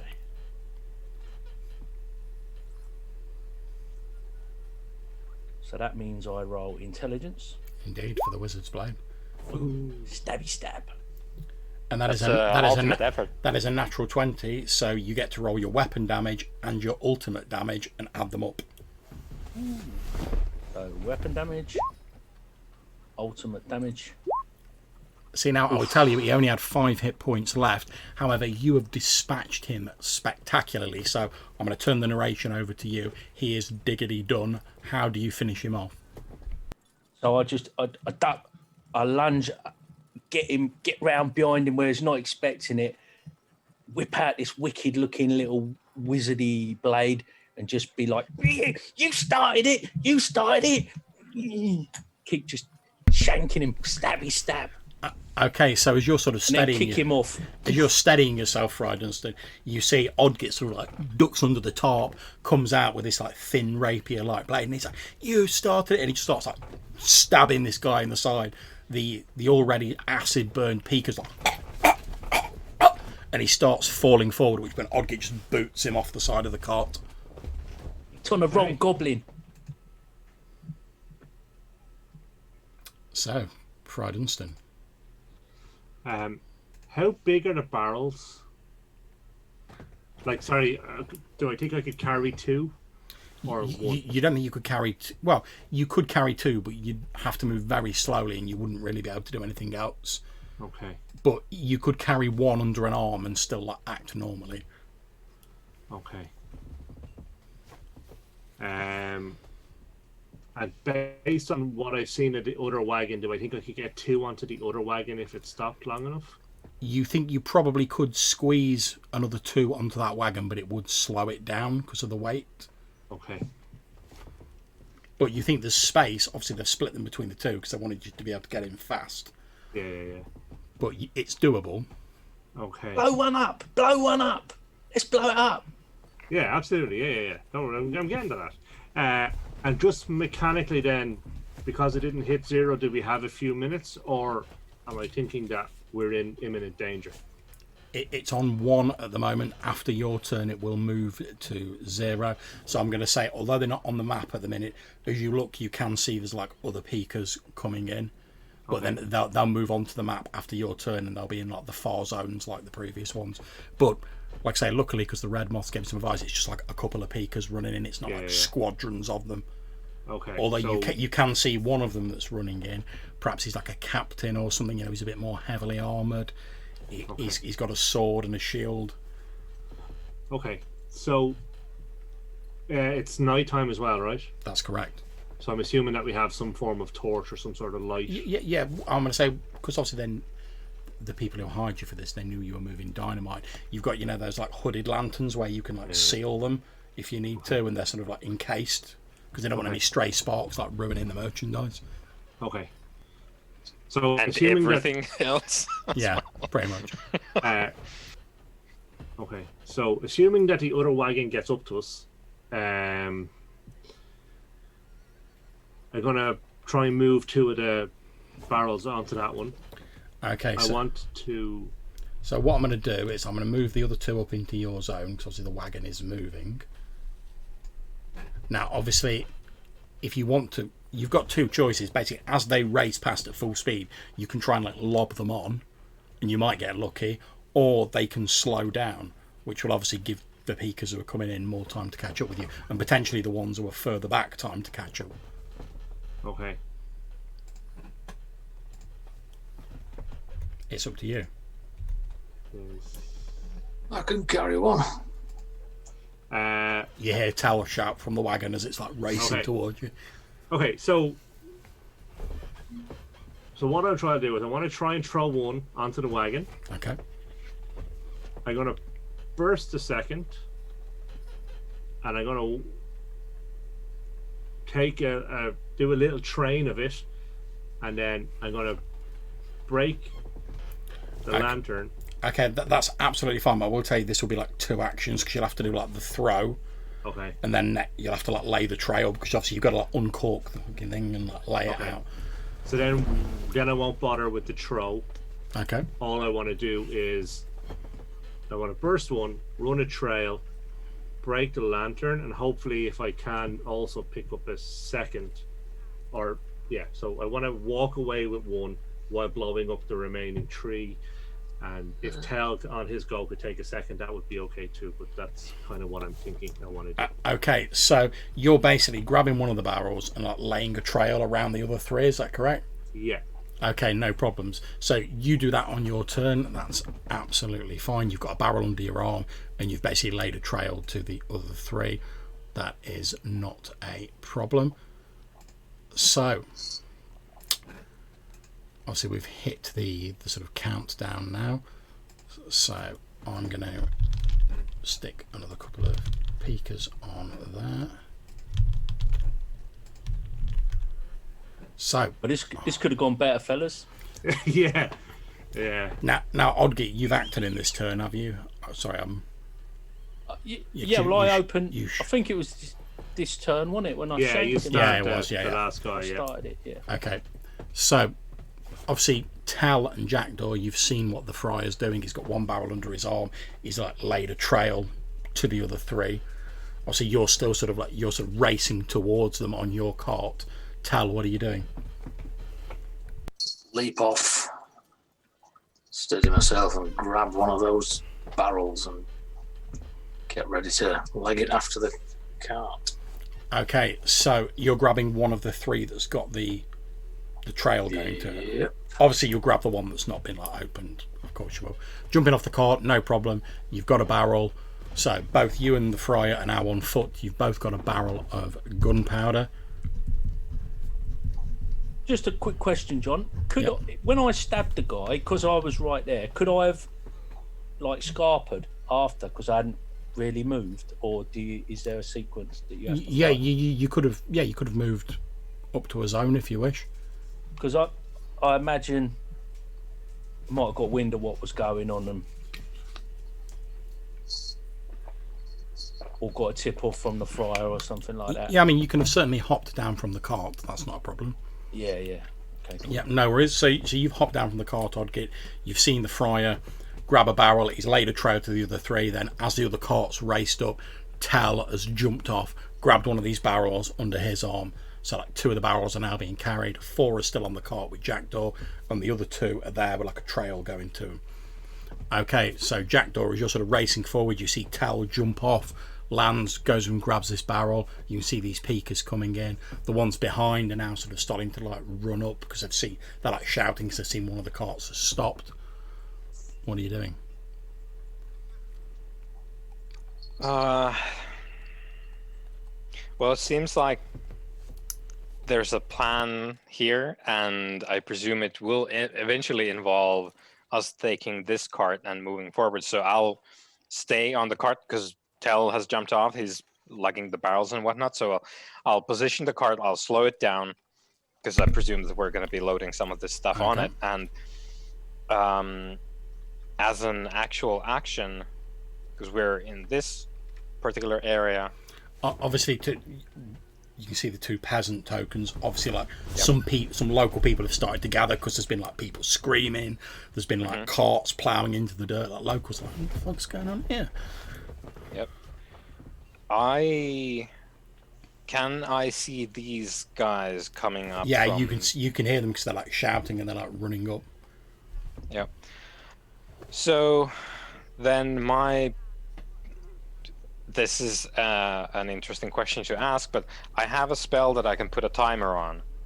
Is there a way for me to gauge how long it would have to be for it to be on this space and go off as they come close to us? Okay, so on their next turn, which will be immediately after yours, they're going to move forward a zone. So they would be here next turn. That's correct, yeah. Right. So I'll put a timer of 1 turn on the spell then. So again, so I'll get the cart positioned towards. Where's the barrels that the friar is going to blow up? They're a short distance away. There's just 2 barrels now, and there's a little trail running to them. Okay, so I would position the cart to be able to head into the opposite direction. Yeah, that's fine. And I'll slow it down, turn around, bring out the gem of changes again. I'll peer through it to the street that we just arrived through, and I will summon an ice barrage, which hopefully will turn into an acid barrage. Nice. Let's see if it does. Yep. So it turns into acid, and so I'll put a timer of 1 on it. So this area below us will blow up next turn. Well, since we're going on to their turn now, do you want to work out the damage as they're sort of running forward? Yep. I can just do that. So what happens is I stare through the gem and swish my other hand towards the street, and from each finger flies a dart of, I can suppose because I switched it from ice to acid, it's going to be a vile, dripping green dart that embeds these 5 darts embed themselves into the street, like the cobblestones, and just hiss there, waiting for the guard to arrive. And they do. So the timer runs out and it blows up to the tune of 9 damage of acid and poison. Okay, that is enough to finish them. So, as these two guards are like, oh, the cart stopped, they run forward, seeing no obvious impediment to them. And as they're sort of gaining on you, the area around them just like explodes in these like bursts of acid. They both scream loudly and collapse to the floor, sort of like clawing at their faces, and eventually collapse to the ground, a thin wisp of smoke emanating from their corpses. Okay. So the other two peekers have just sort of moved onto the map, so they're not going to get to move this turn. Okay, so now since you guys are all sort of in a 1 and you've not got any immediate threat, I'm just going to ask you guys generally, rather than sort of going between you, what are you doing now? Jackdaw's slowed the cart down. You've got 2 barrels ready to blow. Tell and Friar Dunstan have got a barrel under their arms. Oddgit's still sort of like just jumped down from the cart. What's the plan, guys? Basically, you know that sort of after this turn, those peekers are going to be like running in. So I think what we want to do is put the 2 barrels that we have saved onto the wagon, Okay. and for Jackdaw to take the wagon away, and for myself and the bruiser to kind of blow up these barrels from a safe distance, and then fight off the peekers and then kind of escape on foot, having delayed them by a number of minutes to make sure Jackdaw can hit the rendezvous. And then I don't know if you have any more magic to help, or if you want to go Jackdaw, or I have, if you want, I have the the magic to do quite a lot of stuff still. I think we'd be better off if it was just an explosion and then a little bit of sword fighting and some blood, and then we've already, once I blow up these barrels, we've attracted way more attention than we ever intended to. So let's not add, more magical fucking raining acid to that. I'm going to say, for the sheer audaciousness of this plan, Friar Dunstan, I'm going to give you a hero coin. Okay. So I believe there's a checkbox to mark that on your sheet, and you can spend that to basically do like ultimate damage as well as whatever normal damage you do. Okay. Okay, so if I'm correct, the plan is Friar Dunstan's going to get these 2 barrels ready to blow after you've loaded the cart. Jackdaw's then going to race off. Tell and Oddgit, are you going to be on the cart as it races off? Yeah, I'm just like scarpering along, trying to hop up onto the back of the wagon. That's fine, he slowed it down. I'll be shouting at the onlookers. Well, I'll be sort of waving excitedly, but like, get out of it, go on, get out of it, there's going to be a big bang! There's going to be a big bang! Make me a charisma roll. Now, I'm going to say that's an easy roll because already multiple peekers have expired very horrendously in the nearby area. So if you're like, oh, shit's about to get real, peasants, you best run. Oh. Okay, unfortunately, you're in this area. There's not many goblins in this area. And they're all actually more interested because they've seen you jumping and dancing about, and they're like, oh, it's one of them like carnival goblins, and they're all actually moving a bit closer to get a better look at you. Get out of it, you daft sods! And they're like, oh, look, they're all like, oh, look at that little goblin there. Oh, let's go and have a look. Oh, you don't see many of them around these parts. Sort of moving Look in. at him. Don't say I never told you. Don't say I never warned you, you stupid buggers. Okay, now, Friar, as you're planning to like detonate the barrels, are you planning on like getting on the cart and then like detonating them somehow as you race off, or? No, I'm expecting to stay and engage with the peekers if they survive the explosion. Yeah. Okay. I'm staying with him. Okay, so what I'm going to do is I'm going to move Tal and the Friar sort of back to here. Now, obviously, you've got the trail, so you can light it. That's not even a thing. You don't have to make a roll for that. You know the explosion's going to go off in this zone, which is where the peekers are going to be. Obviously, I'm leaving Jackdaw and Oddgit's tokens in there, but they've actually raced off on the cart, so they're not going to be affected by it. I'll move them to the top of the thing just to signify that. Obviously, the peekers are running in. So, now, I'm going to say it's up to you, Friar. It's going to be either an intelligence or a wisdom roll, basically to make sure you've obviously laid the gunpowder correctly and whatever, because you're not exactly like a master saboteur, and to make sure you can light it properly, etc., because it's been on like these fairly damp, dingy cobbles. So it's up to you, intelligence or wisdom, difficulty 9. 22. That'll do it. Okay, now obviously normally you would just be rolling your weapon damage for this, but if you wish you can use your hero coin to like add some ultimate damage to it. But before you do that, I'm going to ask Odgit, can you please roll me a d6, and I'm going to say if you get a 1, 2 or 3, like one of the groups of peasants has like wandered into the blast area because they're like, oh look at that little goblin over there. Alright, bad times for the peasants unfortunately. So this lot of peasants have sort of wandered over and they're like, oh, what's going on here? Where's that goblin fellow gone to? And they're all sort of like, what? Dear. So Fry, you've seen these peasants like wandering into the blast area, like trying to look at the goblin as he's disappearing. Obviously, you've made the roll to light the gunpowder, so you can do that at any time. You don't have to roll that again. Okay. It's basically up to you when you light it, and when you light it, that'll be when the damage roll goes in. Okay. They're all waving back as I'm waving. Yeah. Like, Okay, "Oh, yeah." so we'll go back into the turns again now because it's a bit more sort of necessary. So Tell, you're stood next to the Friar basically waiting for the boom, but as he's sort of getting ready, the Friar's poised, he's good to go, he's just got to light the trail. But you've seen as these peakers have run in, as the cart's disappearing into the distance, a load of the sort of peasantry, the townsfolk who were sort of like quite amused by Odgit's capering have sort of wandered into the blast area, and they're like pointing at the cart as it's like disappearing. Like, oh, there he is! Look, that little green fellow over there. Look to the Friar.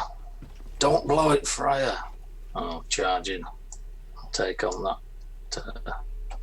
speaker. Okay, so as you move in, you can see, like I say, he's slightly more well armoured than the others. As you run in, he throws off his cloak dramatically, draws a long sword. You can see he's wearing metal armour, not like plate mail, but like chain mail. He draws his sword and he's stood there, drops into a stance, waiting as you run in. So if you wish to attack, you can make a strength roll.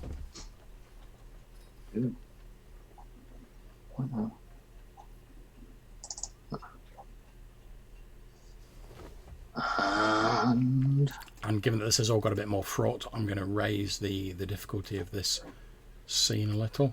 It's going to go up to 12. No.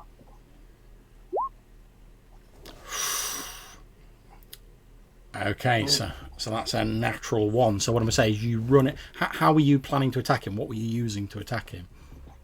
Fists. Okay, so as you run in with your fist, he basically sort of goes like that and smacks you on the back with the flat of his blade, and you run a bit past him, and you hear him sort of get ready with his blade. He's obviously quite practiced in the martial field, so you've sort of he's basically knocked you on the back, so you've stumbled a bit forwards, and he's presumably getting ready to come at you, but obviously he's behind you, so you can't really see him. Okay, Friar Dunstan, since you're sort of like in that mix. Okay. Now, can I call out and still act as well? Yeah. Okay, so I want to call out in my loudest voice to say that it's going to explode and everyone should clear out. And then I want to move forward ever so slightly and attack this guy. Okay, so that's fine. So for the calling out, presumably you're trying to get the peasants to like get out. Yes. So make a charisma roll. It's easy, so that's going to be a difficulty 9. 19, yes. Okay, so one of them's like, "Do you hear him? There's going to be a bloody explosion! Get out of here!" And then they're basically going to sort of move into this zone here. If I could pick up the right token, that'd be good. There we go. I think that's got them. Yeah. So they're sort of in the course of this turn. They're not out of the blast zone yet, but they're sort of scrambling and trying to get out of the way. Okay, so make your attack roll on the Pika. 13. That hits. Roll your damage. 7. Okay, so you have injured him as you presumably go in with the Sword of Gale. Yes, please. So you deliver him a vicious swipe, and he falls down to his knees. He's still sort of holding his weapon up, trying to like parry you. You see there's like blood leaking from where you've cut him, but he's still sort of grimly hanging on in there. Okay, so Jackdaw on the cart riding away. Obviously you've got a chance to like glance behind you and see what's going on, and you can hear all these like frantic like city folk being like, oh my god, get over here, there's an explosion, and they're like scattering everywhere. Continue. No problems. Obviously you're well out of the blast area now. Yeah. Okay, Odgit, do you want to do anything as you're sort of like perched on the back of the cart watching all these people scattering in a mad panic? You can see the friars hacked one of these guys down. However, Tell doesn't appear to be doing quite so well. This guard captain appears to be like have taken the measure of him a bit. I think I'll hop off and kind of go to the side. If I wanted to get there now, how long would it take me from my current position, do you think? You could move up to the area and take an action because you've not got so vastly far away. Okay, I just want to loiter in the shadows with my cloak up, on standby in case. I don't want to get near that blast radius because I know how this goes. Yep. This is going to blow up big style. And Okay. I want to have a good view. I want to have a good view of the explosion, but I don't want these guys getting in trouble. So I want to be on hand to assist. Okay, no problem. So you're lurking around. I'm not going to make a stealth roll or anything like that because no one's paying attention to you at the minute. The people are scattering. They're like, oh my god, things are going to explode. And obviously the Peekers are involved in a combat, so that, no one's paying attention. You're lurking in the shadows with your hood pulled up. So obviously with a bit of professional curiosity for when this big boom goes up. Of course. Okay, so if everyone's acted this round, we're going to go back to the Peekers. So I'm going to do the Peeker captain first, who is going to try and slice Tal with his sword. He hits.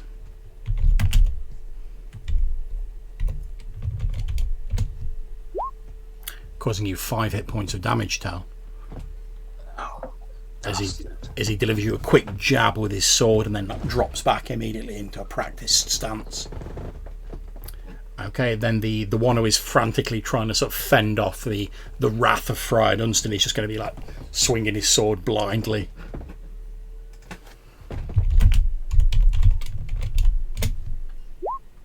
He misses. He's like down on his knees, just like flailing around, and you just take a step backwards. Like, what? Okay, so on to the next round. So, Friar Dunstan. Can I see how badly hurt Tell is? Yeah, Tal, what sort of shape are you looking in? I've still got a lot of fight in me. Okay. Now, the blast zone, are we kind of in it, or are we kind of far enough out of it that... You are in it at the moment, because you're still in the same zone. Okay. So what I want to do then is I want to put this Peeker out of his misery so I can then apply pressure on the captain. Okay, go for it. Oh my god. Okay, so you're like, this guy's done. You lunge forward with the Sword of Gale, sort of like stab downwards and finish him off.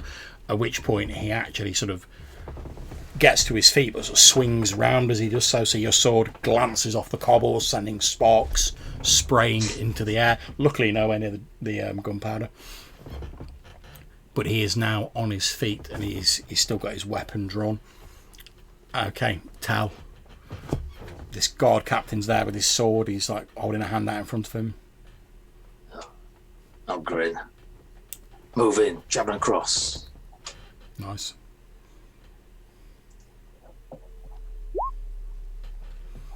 Okay. Swing and a miss. You move in to throw a punch. He basically throws up one of his arms that's got like one of those armoured like greaves on it, and your fist glances off the armour on his arm. You see like he shakes his hand a bit. You've obviously jarred his hand, but he's otherwise unharmed. It's quite likely there would have been sparks because I have a knuckle duster. Indeed, and sparks there are. Okay, Oddgit and Jackdaw, do you want to do anything this round?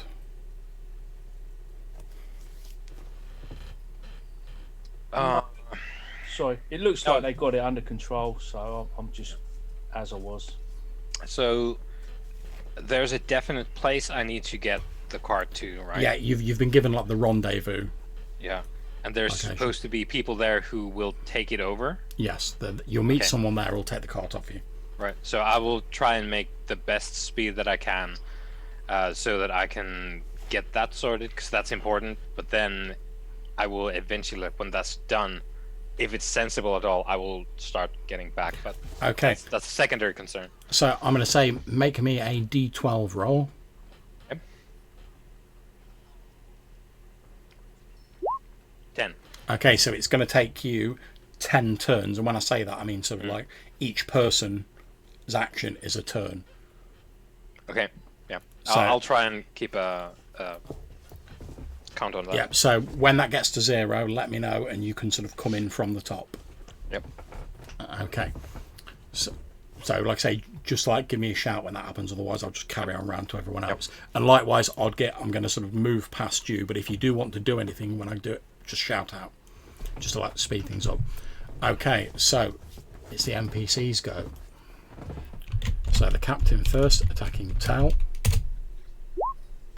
Misses as he lunges in, thinking he's got you dead to rights. Yep, you jump back out of the way. The sword goes in front of you.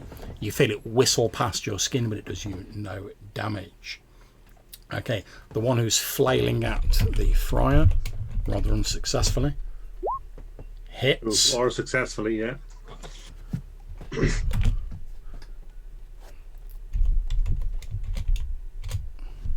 And he does you 6 hit points of damage as one of his wild swings catches you on the midriff, going through your cloth and armor, cutting you deeply. Okay, so Tal. Alright. Okay, well, before he can fully recover from his swing, I shall step in and just pin his arm and smack him around the side of the head in the temple. Hopefully. Yeah. You've hit. Roll your weapon damage. Smack. Ooh, this is going to hurt, hopefully. This has got me full damage on this. You're going down. He is indeed going down. Describe how you dispatch the guard captain with your mighty strength. Yeah, he's slightly overextended. I move in, pin his arm, and just boomf. Hits him right in the temple, and just his eyes so. Whee. Okay, now what I'm going to say is, because you're fighting bare fist, it's probably not enough to kill him, but it's effectively taking him out of action for the rest of this scene. You deliver him a vicious sort of haymaker punch to the side of his face, and his eyes roll back in his head snaps round, and he just goes with it and collapses to the ground. There's a loud clatter as his armoured body falls to the floor. Okay, Friar. Right, here we go. The big one. Or not. Okay, you swing your sword at this guard. However, he appears to have regained his sort of composure now, and he's sort of dodging about a bit, and he's able to evade your blows. This is probably a bit optimistic, but it's not an easy roll this time because I missed the last round. Yes, it is actually. Yeah, you're right. Oh, okay. So yes, you would have hit him. You're absolutely right. My apologies. So roll your damage. Ooh, 7. Okay, that is enough to finish him. Okay. You stab him with the sword of Gale, and he falls to the ground, bleeding, and expires. Okay. Okay, the blast zone now appears to be free. Okay, so then you can't see the cart with Jackdaw on. That's gone. Okay, so I guess then it depends on how badly I damaged the barrel that I damaged, or whether it was a cork I kicked out, or whether I damaged it would have been like a big sort of bung, effectively, like sealed with wax that you've like broke the wax and pulled it out. Okay, so then what I think I want to do is put that bung back in and pick up that barrel and then start walking away relatively quickly. Okay, so are you taking those 2 barrels with you, or are you leaving them? Or... Yes, I'm going to take the 2 barrels and leave Okay, the little cool. bit of trail that we put out, and maybe kick that away a bit, so it's not so obvious, and just kind of try and fall into the shadows a bit. Okay, no problems. So, Tell, Fry Dunstan, and Odgit, you gather up the remaining 2 barrels. There's only a little bit missing from the trail that you laid out. The barrels are pretty much full. Now, obviously, if you're carrying them through the streets, I'm going to ask one of you to make me a dex roll. Basically, to see if you can foot slog it. The reason of having the wagons was it made it easier to move and quicker. So, but guys like foot slogging with loads of like big barrels across the city, that's a bit more suspicious. It's up to you which one of you want to make the roll. It'll be a standard difficulty dex roll, and this is just to see if you make it to the rendezvous and meet up with Jackdaw without any further incident. I think at this point, Odgit sees him kicking away the gunpowder trail and picking up the barrels, and he comes out of the shadows and he's like, "Oh, bollocks!" And he starts walking up after the wagon. With the ump, he's like stomping, cheated out of his fireworks display. Okay. Yeah. Shall I do the roll then? Mumbling, bleeding, spoil sports. Okay, so make your dex roll. Yeah. Come on. Let's go this way quickly. Okay, so as Odd gets disappeared into the shadows, as Tal and Fry Dunstan are sort of manhandling these big barrels through the streets, you're sort of running down alleyways and little side streets. You're like, oh, I think we made it. And then you hear a voice go, "Hey!" And we're going to have a short break there. Uh-oh. So we'll have a 5-minute break, guys. Go and get yourself a drink, use the conveniences, and we'll come back and we'll resolve what happens with this afterwards. So we'll be back in 5 minutes.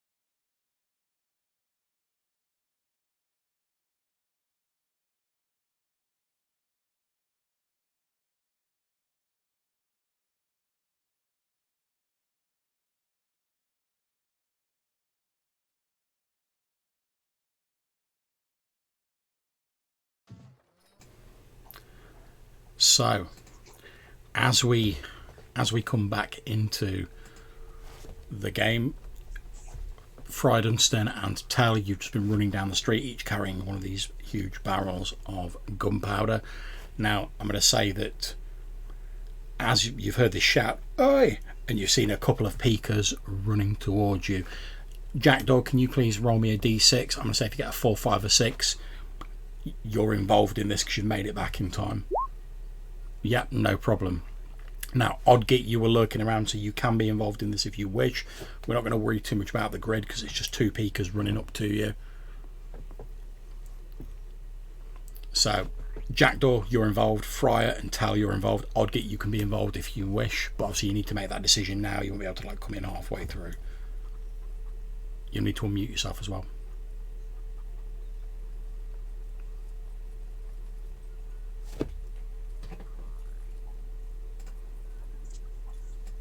This is the curse of silence.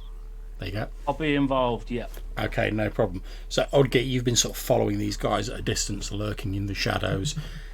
As you're sort of coming down the street, Jackdaw, sort of like planning to return to your allies, having dropped off the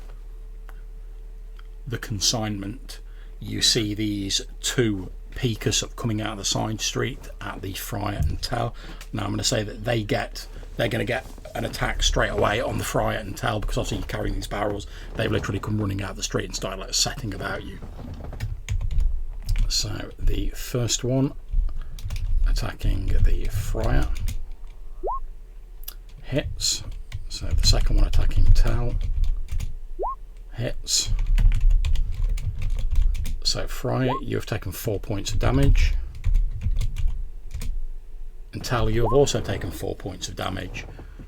So obviously drawn by the commotion as you're running through the street, 2 peekers come running out with spears and they're like and start and jab them into you. So Fryer, what do you do? I've hit the deck. Okay, so are you on 0 hit points? I am. Okay, so you've got 4 turns. Remember, that's each person's go counts as like a turn. So as they come running out, Jackdaw, as you're sort of running to the scene, you see one of these guards stab his spear into the Fryer and he hits the deck. What do you do, Jackdaw? While trying to remain relatively hidden, and I presume for the moment I am, because I'm arriving at the scene. So I'm trying to remain in an alley where I can see this, and I will once again conjure on the power cosmic. Okay, and, now as you're conjuring the power cosmic, Fry Dunstan, can you please roll me a d6? Anything but a 1 or a 2 is fine. 3. Okay, so obviously as you've fallen down, you've dropped your barrel, but it's reinforced, it's not smashed, it's just sort of like landed and rolled a little bit. Absolutely grand. So Jackdaw, conjure the dark forces. Yeah, we're getting there. So I will use it's gonna be power 2 this time. Okay. And I am conjuring the blood mist. And the blood mist will involve the peeker who stabbed the Friar with the spear and the Friar himself. So from the, I presume, because the Friar goes down, from the nighted streets, a mist rises and conceals the Friar as he's laying down, being stabbed with the spear. And it quickly climbs up the feet of this beaker as well. Yeah, the beaker's like, what? Witchery! Yeah, and we'll see if that actually works. Okay, here goes. Ba-doop. Yep, 17. Yeah. So I presume that is indeed Yeah, it. this beaker's like waving his spear uselessly in the mist, like, devilry! Yep. So I don't think, yeah, this isn't built to accommodate the power levels, so I will just roll twice because it's once per die. So this peaker is going to fucking die. So that's the first one. That's the second one. That'll do him. that's the ultimate one, and then the poison on top. So he takes Yeah, he's done, mate. 29 damage. Okay, so as he opens his mouth and he's like, witchery, this mist actually goes into his mouth and sort of like Yep. invades his body, and you see sort of like what appears to be like trickles of like black poisonous bile leaking out of his ears and his tear ducts. And he is, because it's the way that blood mist works is it transfers this Beaker's life force into the friar. So the friar gets, and this is John, I think up to you whether or not the poison counts for this particular thing.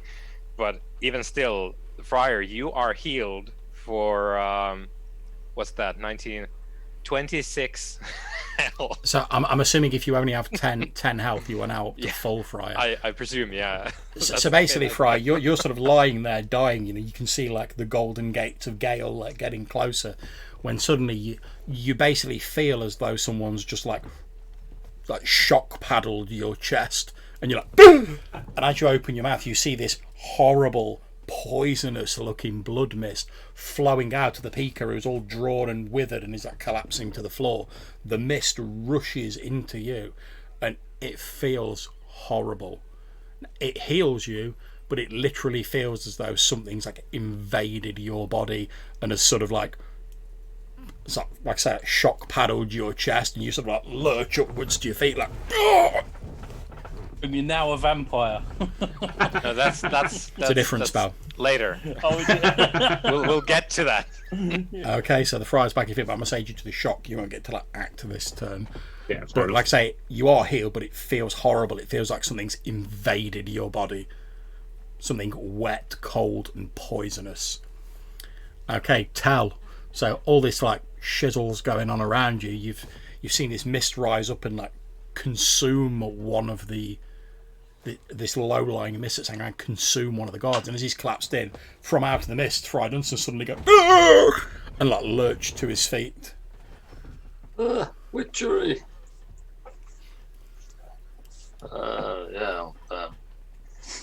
Before I run away, I shall hit this guy in the guts. Okay. Oh, that's just I feel like that was a fairly accurate comment about the witchery there. That's Yeah, that's not far off. That's literally. Yeah. So, quick jab in the guts. Right, go for it. Good in the guts. That'll do it. Roll your damage. Let's see if I can take this bugger down. Oops, I just rolled the wrong one. That's fine. Rolled effort. Basic effort. But I shall roll weapon effort this time. Okay, Nice. yeah. We're literally like, you sort of dodge under his guard and you're like, poof, down he goes. And I shall get ready to run. Now, Last jaw. Now, what I'm going to say is, as these guys have fallen down, I'm going to say that they have dropped some stuff. So, given that you're nearest to the one who's just been consumed to reanimate your body, Friar, can you please roll me a D100?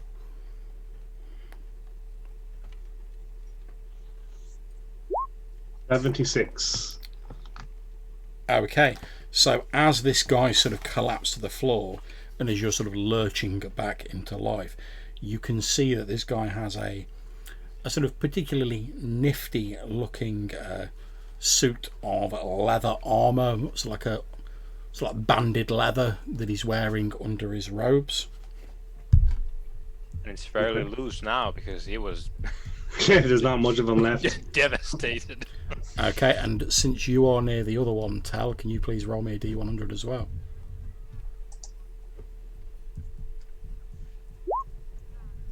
$26. 26. Okay, so as you smack this guy and he falls down, a small pouch around his belt like bursts with the sheer force of your blow as he falls to the ground, and you see what appears to be like an empty book, like a journal, like a leather-bound journal, falls out of it.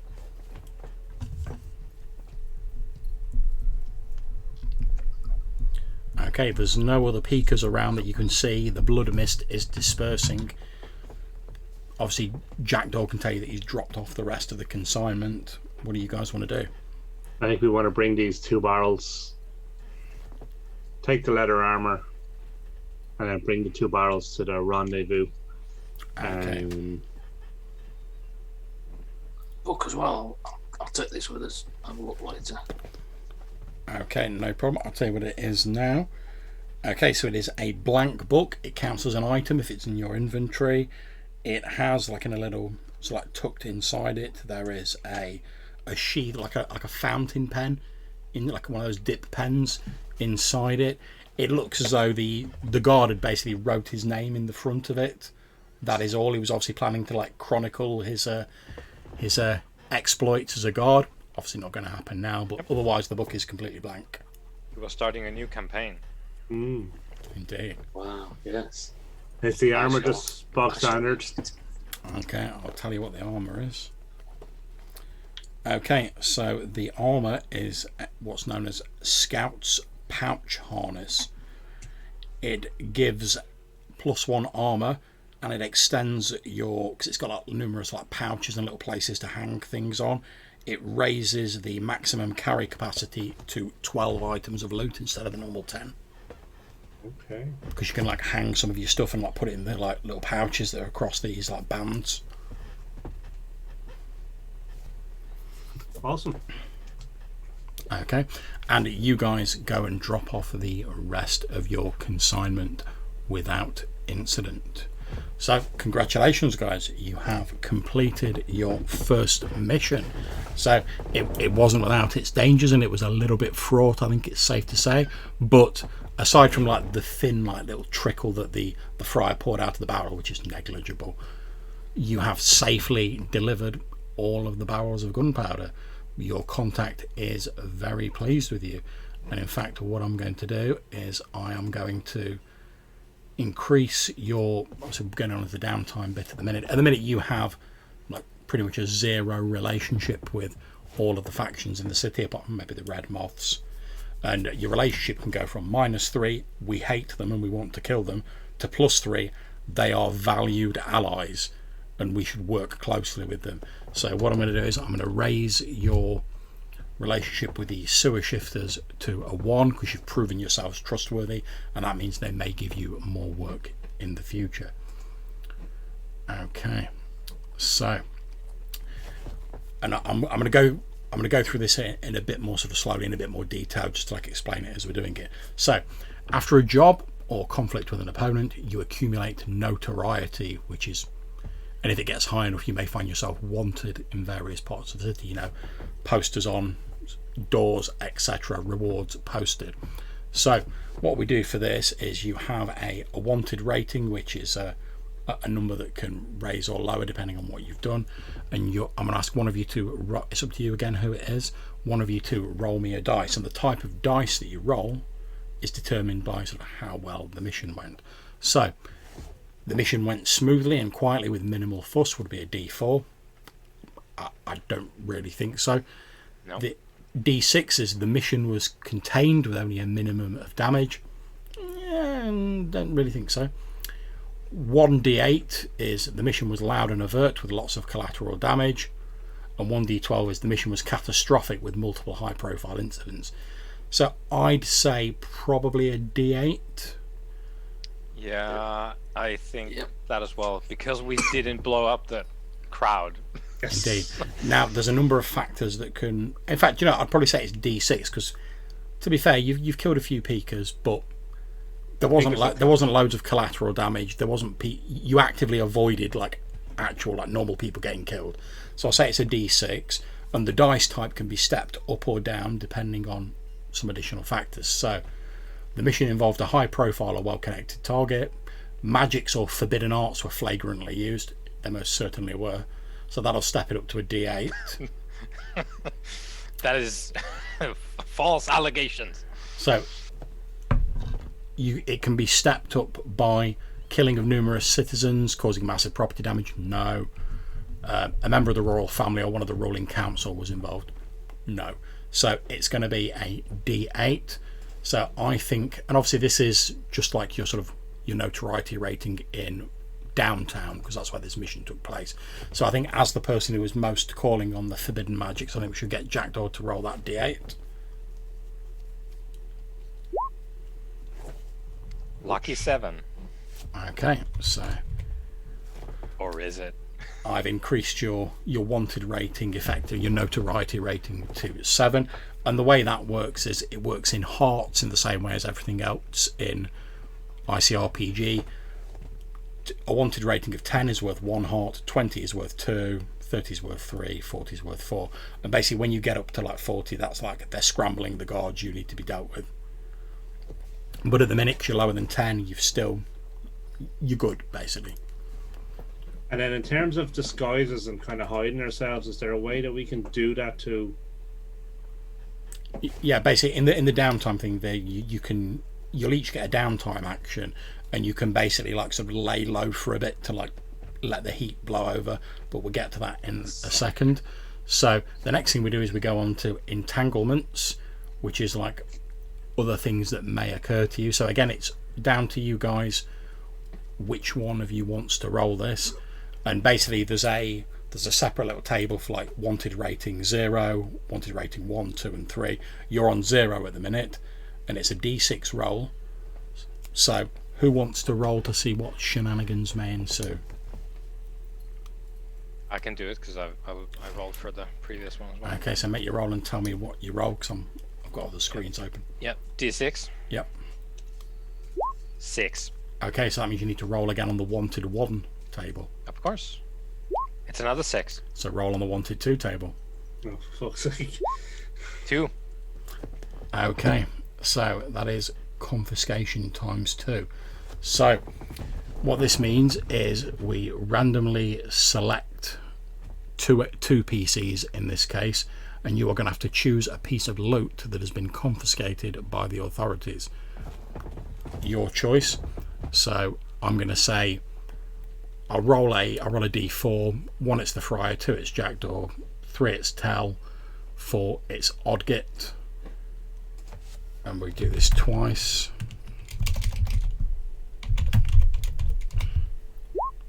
So that's Oddgit, so you need to choose an item of yours that has effectively been confiscated by the lower. Wizard's knife. Okay, so take that off your sheet. I'm going to roll to see who else it is. And that's you again, Oddgit. So choose another item that's been confiscated by the law.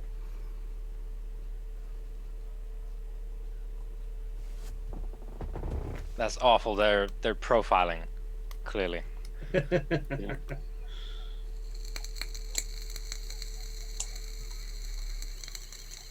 I'm going to say odds and ends. Absolutely fine. Okay. Boom, boom, boom. So with that dealt, now I know it doesn't seem like it, 'cause unfortunately like Colin's lost like 2 items, but given that you went up 2 charts thanks to the 2 6s, that could have been a lot worse. Yep. Okay. And one of them he can just remake. Yeah. Yes, indeed. Pretty much. Okay, so we go on to the downtime bit now. At the end of each session, each player gets to choose 1 downtime action for their characters. Now, the downtime actions are carouse. We all know what that means. Effectively, in this system, you get to spend coins to buy like tier rewards, so effectively to like get extra skills and stuff like that. There is contribute effort towards a project, so you can be working on making something or doing something, and you need to build up a certain amount of effort, which you can roll on sort of regular intervals, and when you get the appropriate amount of effort, depending on what the project is, you've built it, you've done whatever it is. You can research or create a spell, which is, I've got the brief rules here, but it's detailed in the magic book. Or you can lay low, which if you choose to do that, that will reduce your wanted area. We all have to do it to reduce the No, basically, if you could all do it if you wanted to, but for each person who does it, you'll basically describe to me like how you're laying low, you know, what you're doing, and then you get to make a roll to reduce the wanted rating in downtown or whatever area you choose. Okay. So, prior, what do you want to do? Carouse, work towards a project, create a spell, or lay low? I would like to create a spell, please. Okay, no problems. So, creating a spell. So, handily for you, I believe all of your spells count as a level 1 spell. So, let me just have a look at the wisdom spells.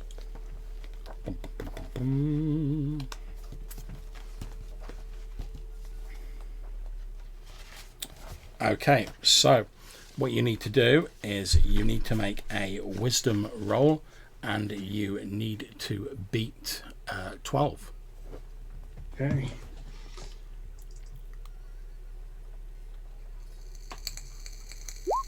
Ooh, just about. Okay, so you can select yourself a new spell from the list of wisdom spells. I'm going to go with Healing Nova. Absolutely fine. Add that onto your sheet. Okay, so that's your action. Jackdaw, what are you doing? I would also like to research arcane mysteries. Okay, that's absolutely fine. So what sort of level? Obviously, you're using the magic rules. The handy thing about, obviously, the Friar's spells, they tend to be a bit less punchy, but they're easier to learn because they're just like, they all count as like level 1 spells effectively. So what sort of level of spell are you wanting to learn? 2. And what sphere of magic? Blood. Okay. So a level 2 spell, you need to get 10 effort, and you can only roll once every 2 sessions for this. So if you want to make an intelligence roll. Yep. So before we go on to that, there's the system in the magic book is fairly sort of like remix your own version to fit your needs. Yeah. And one of the things that it says, like, discuss this to like create the version that you need or like. There is. Yeah, I mean, I've got the guidelines here if you're looking to sort of like create a spell. I'm not. I'll just pick one of the things that are already there, but there's that sort of suggestion if you want to use like an antecedent or like a prerequisite thing. And are we using those? Some of them might be like you need to kill a ghost, then you can research this spell, or you need to study vampire lore and then you can create this spell. Or you need to have like a horn from a demon, then you can do this. Okay, what I'd suggest we do, and obviously, like I say, I'm just sort of spitballing this, is I'd suggest if you need to like do something like that to create the spell, effectively you make the roll. When and if you've got enough effort, we'll then do like a mission, which will be flavoured around you getting whatever shiz you need to do that spell. Yep. Okay. Yep. So I'll start working on. I think the Friar is going to have extremely stern words with me if I research binding souls. So it's going to be driven. Driven is the spell that I'm trying to put together. Basically, agitating someone's blood to enhance their physical performance. Indeed. So okay, so make your intelligence roll.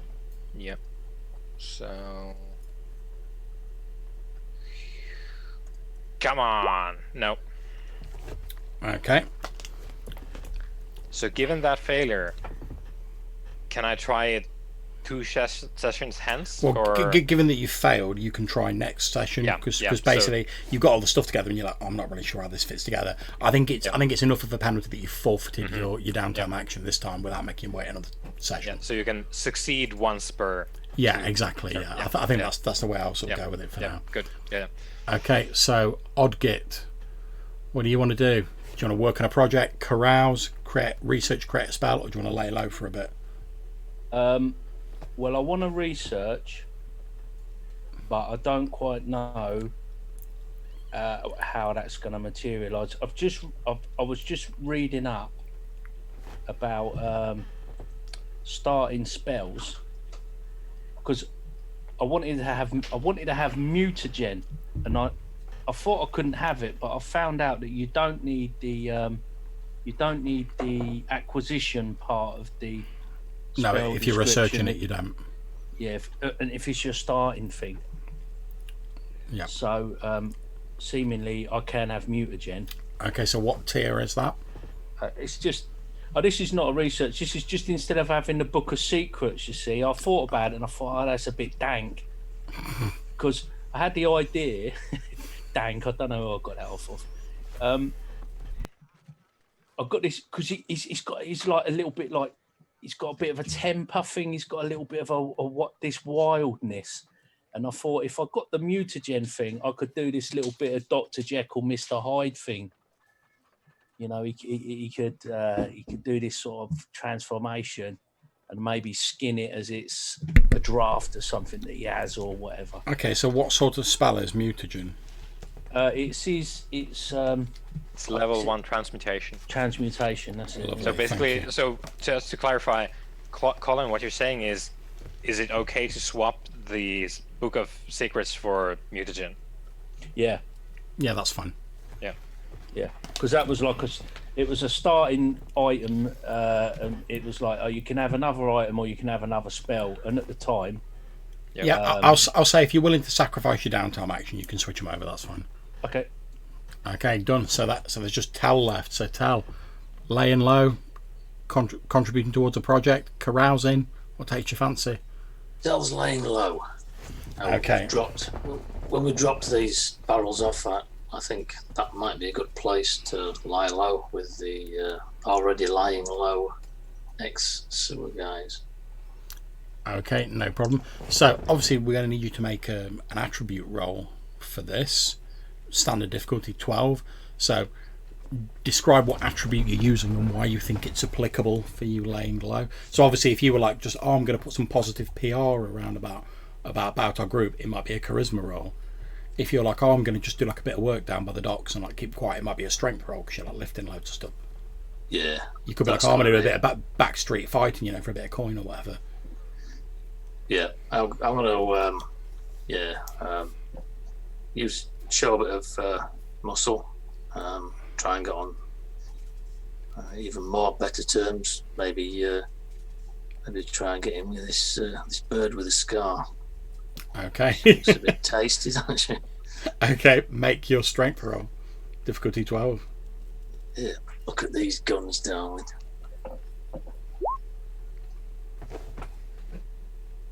Okay, now that'll do it. Okay, so roll your effort. Basic effort. Yes. Okay, It's a start. so that has reduced your wanted rating in downtown to 5. Obviously, if you get it to 0, effectively you've got no notoriety whatsoever. But at the minute you're still below that 1 heart, so you're good. Okay, so that's all your downtime actions done, guys. So what I've done is I've added 1 to your rating for the sewer shifters because they're well disposed towards you now. So for the setup for next time, as I say, you guys have more sort of choice about who you want to work for. So what I'm going to do is I'm just going to very quickly, I'm going to go through a list of some of the known factions, and I'm just going to like rattle through their names. If any of them sound particularly interesting, as in, yeah, we want to do a job for them, let me know and I'll give you a bit more detail. Okay, so obviously you ain't going to be doing jobs directly for the royal family. Okay, but below them there are several noble families. There is House Beaumont, House Cromwell, House Dacre, House Grey and House Percy. There is the Company of Fishmongers and Skinners, the Company of Goldsmiths, the Company of Tailors, Clothworkers and Haberdashers, the Company of Vintners, the Church of Gale, obviously, the Witch Hunters, the Riverman's Guild, Guild of Ironmongers, Guild of Gloombuggers, Guild of Fire Quenchers, Guild of Linkmen, Scrappers Guild, Slaughterers Guild, Sutton Sweepers Guild, Vermin Catchers Guild, Church of the Green Man, Cult of Mitra, Watchers from the Shore, Brotherhood of Goblin Alchemists, the Silent Forge, August Fellowship of Sages and Researchers, Mercenaries Guild, Merchants Guild, the Uffington Trading Company, and there are various sort of lower down, like sort of street level, certainly like the your Red Moths, etc. But there's like a load of like those, so I'm going to all of those. Obviously, you know the Red Moths, you already have a relationship of one with them.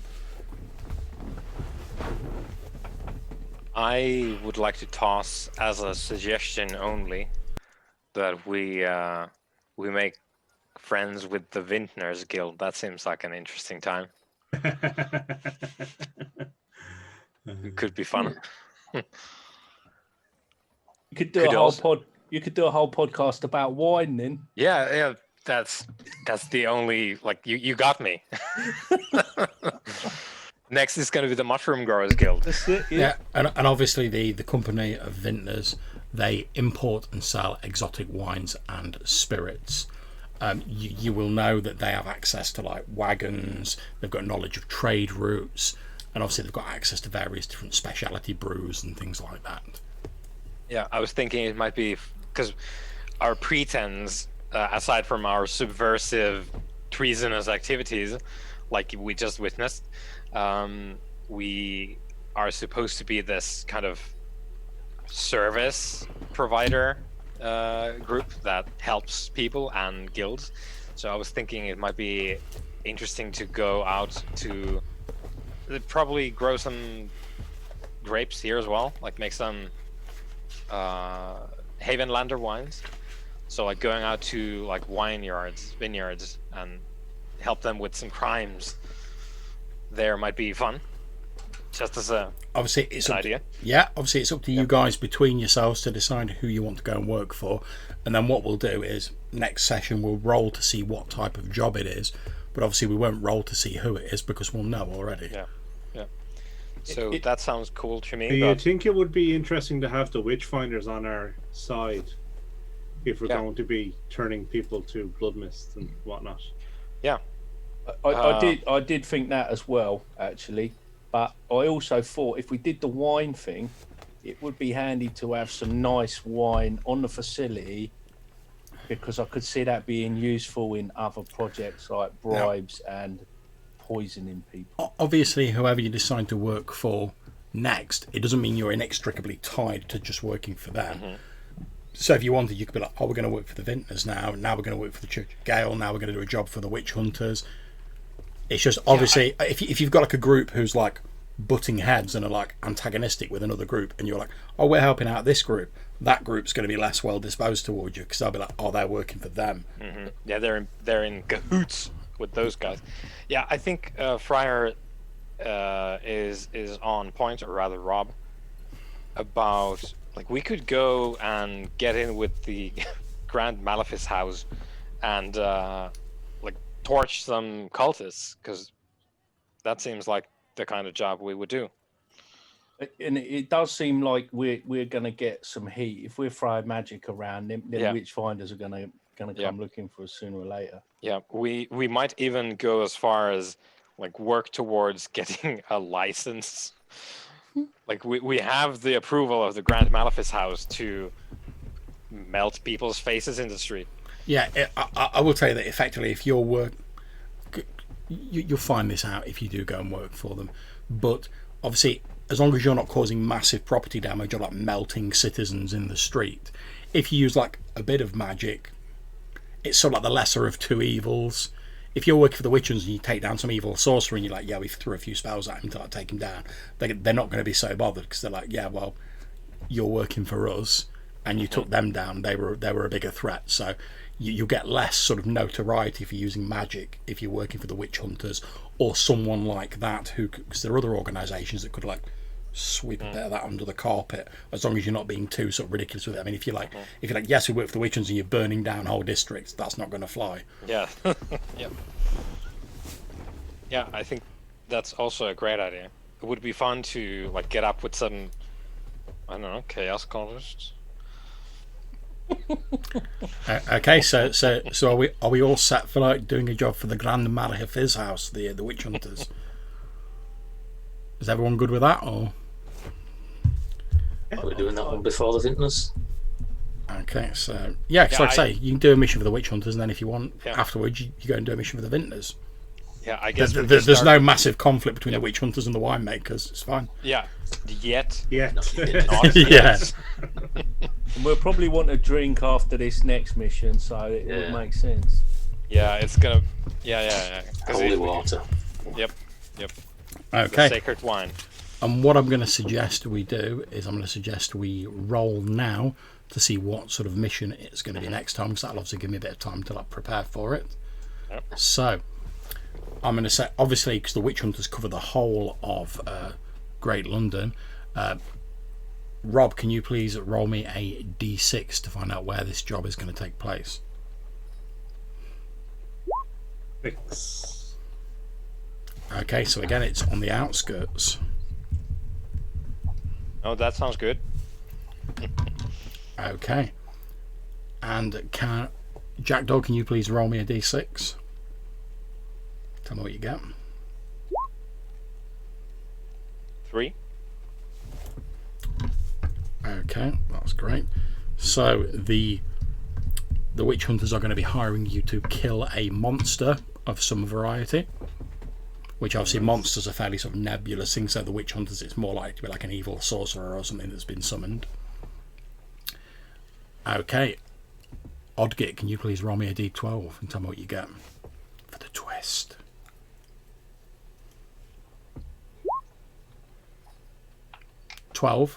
A 12. So I'll tell you what this twist is. This job involves a high status noble of someone of great importance. Oh boy. What was tonight's twist? Well, the twist was that it involved an NPC that you already knew, hence Amicia Dunham being like mentioned in it. Ah, okay. Okay, noble involved. We know who it's regarding. So basically, obviously I'll come up with more details and I'll sort of drop them to you in between game. So it's going to be a job on the outskirts to kill a monster. It would involve someone of high status or of noble birth. So I think the last thing we need to sort out is your payment for the mission you've just done, guys. Nice. So Friar, can you please roll me a d3?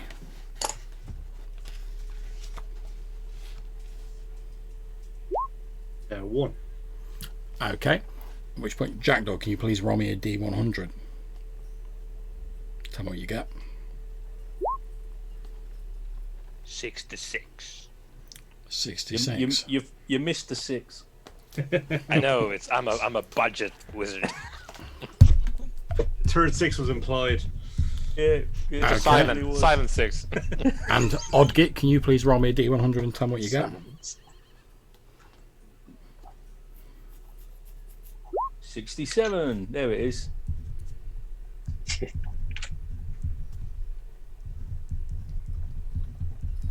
Okay. So the items you are given as payment for the mission you've just done, you are given a golden ring inscribed with occult symbols. This is a ring of power and it doubles the magical effort of anyone wearing it. You are also given, very hush hush, you're given a ring, like a signet that appears to have like the royal seal on it, which can basically be used to like ape nobility or like impress people of noble birth. Obviously it's up to you how you distribute those.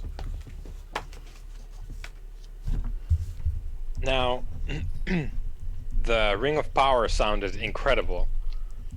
However, if there's a signet ring with the royal signet, Jackdaw would be extremely interested in that.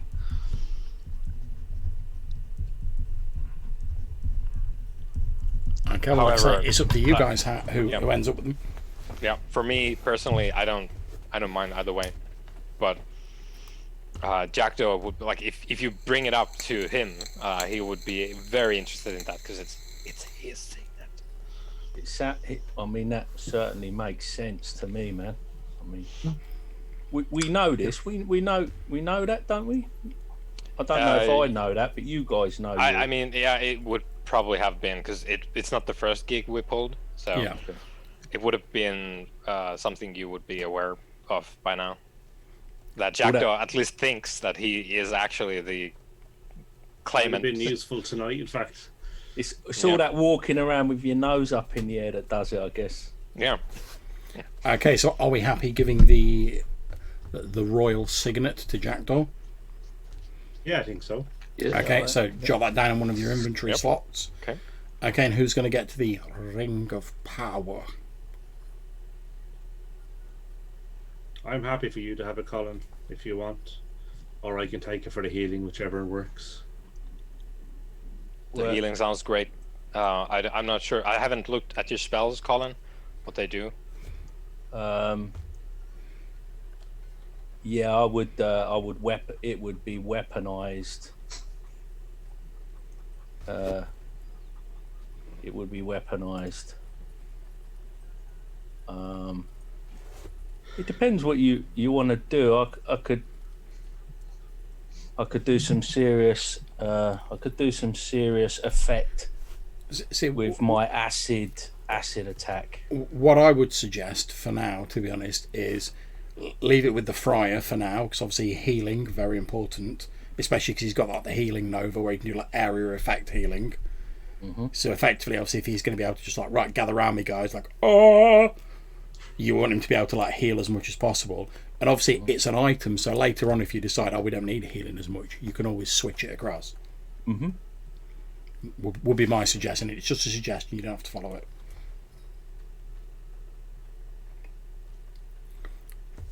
Okay, so if that's sorted, that is it for this evening, guys. I hope you all enjoyed the session, unless anyone's got any questions.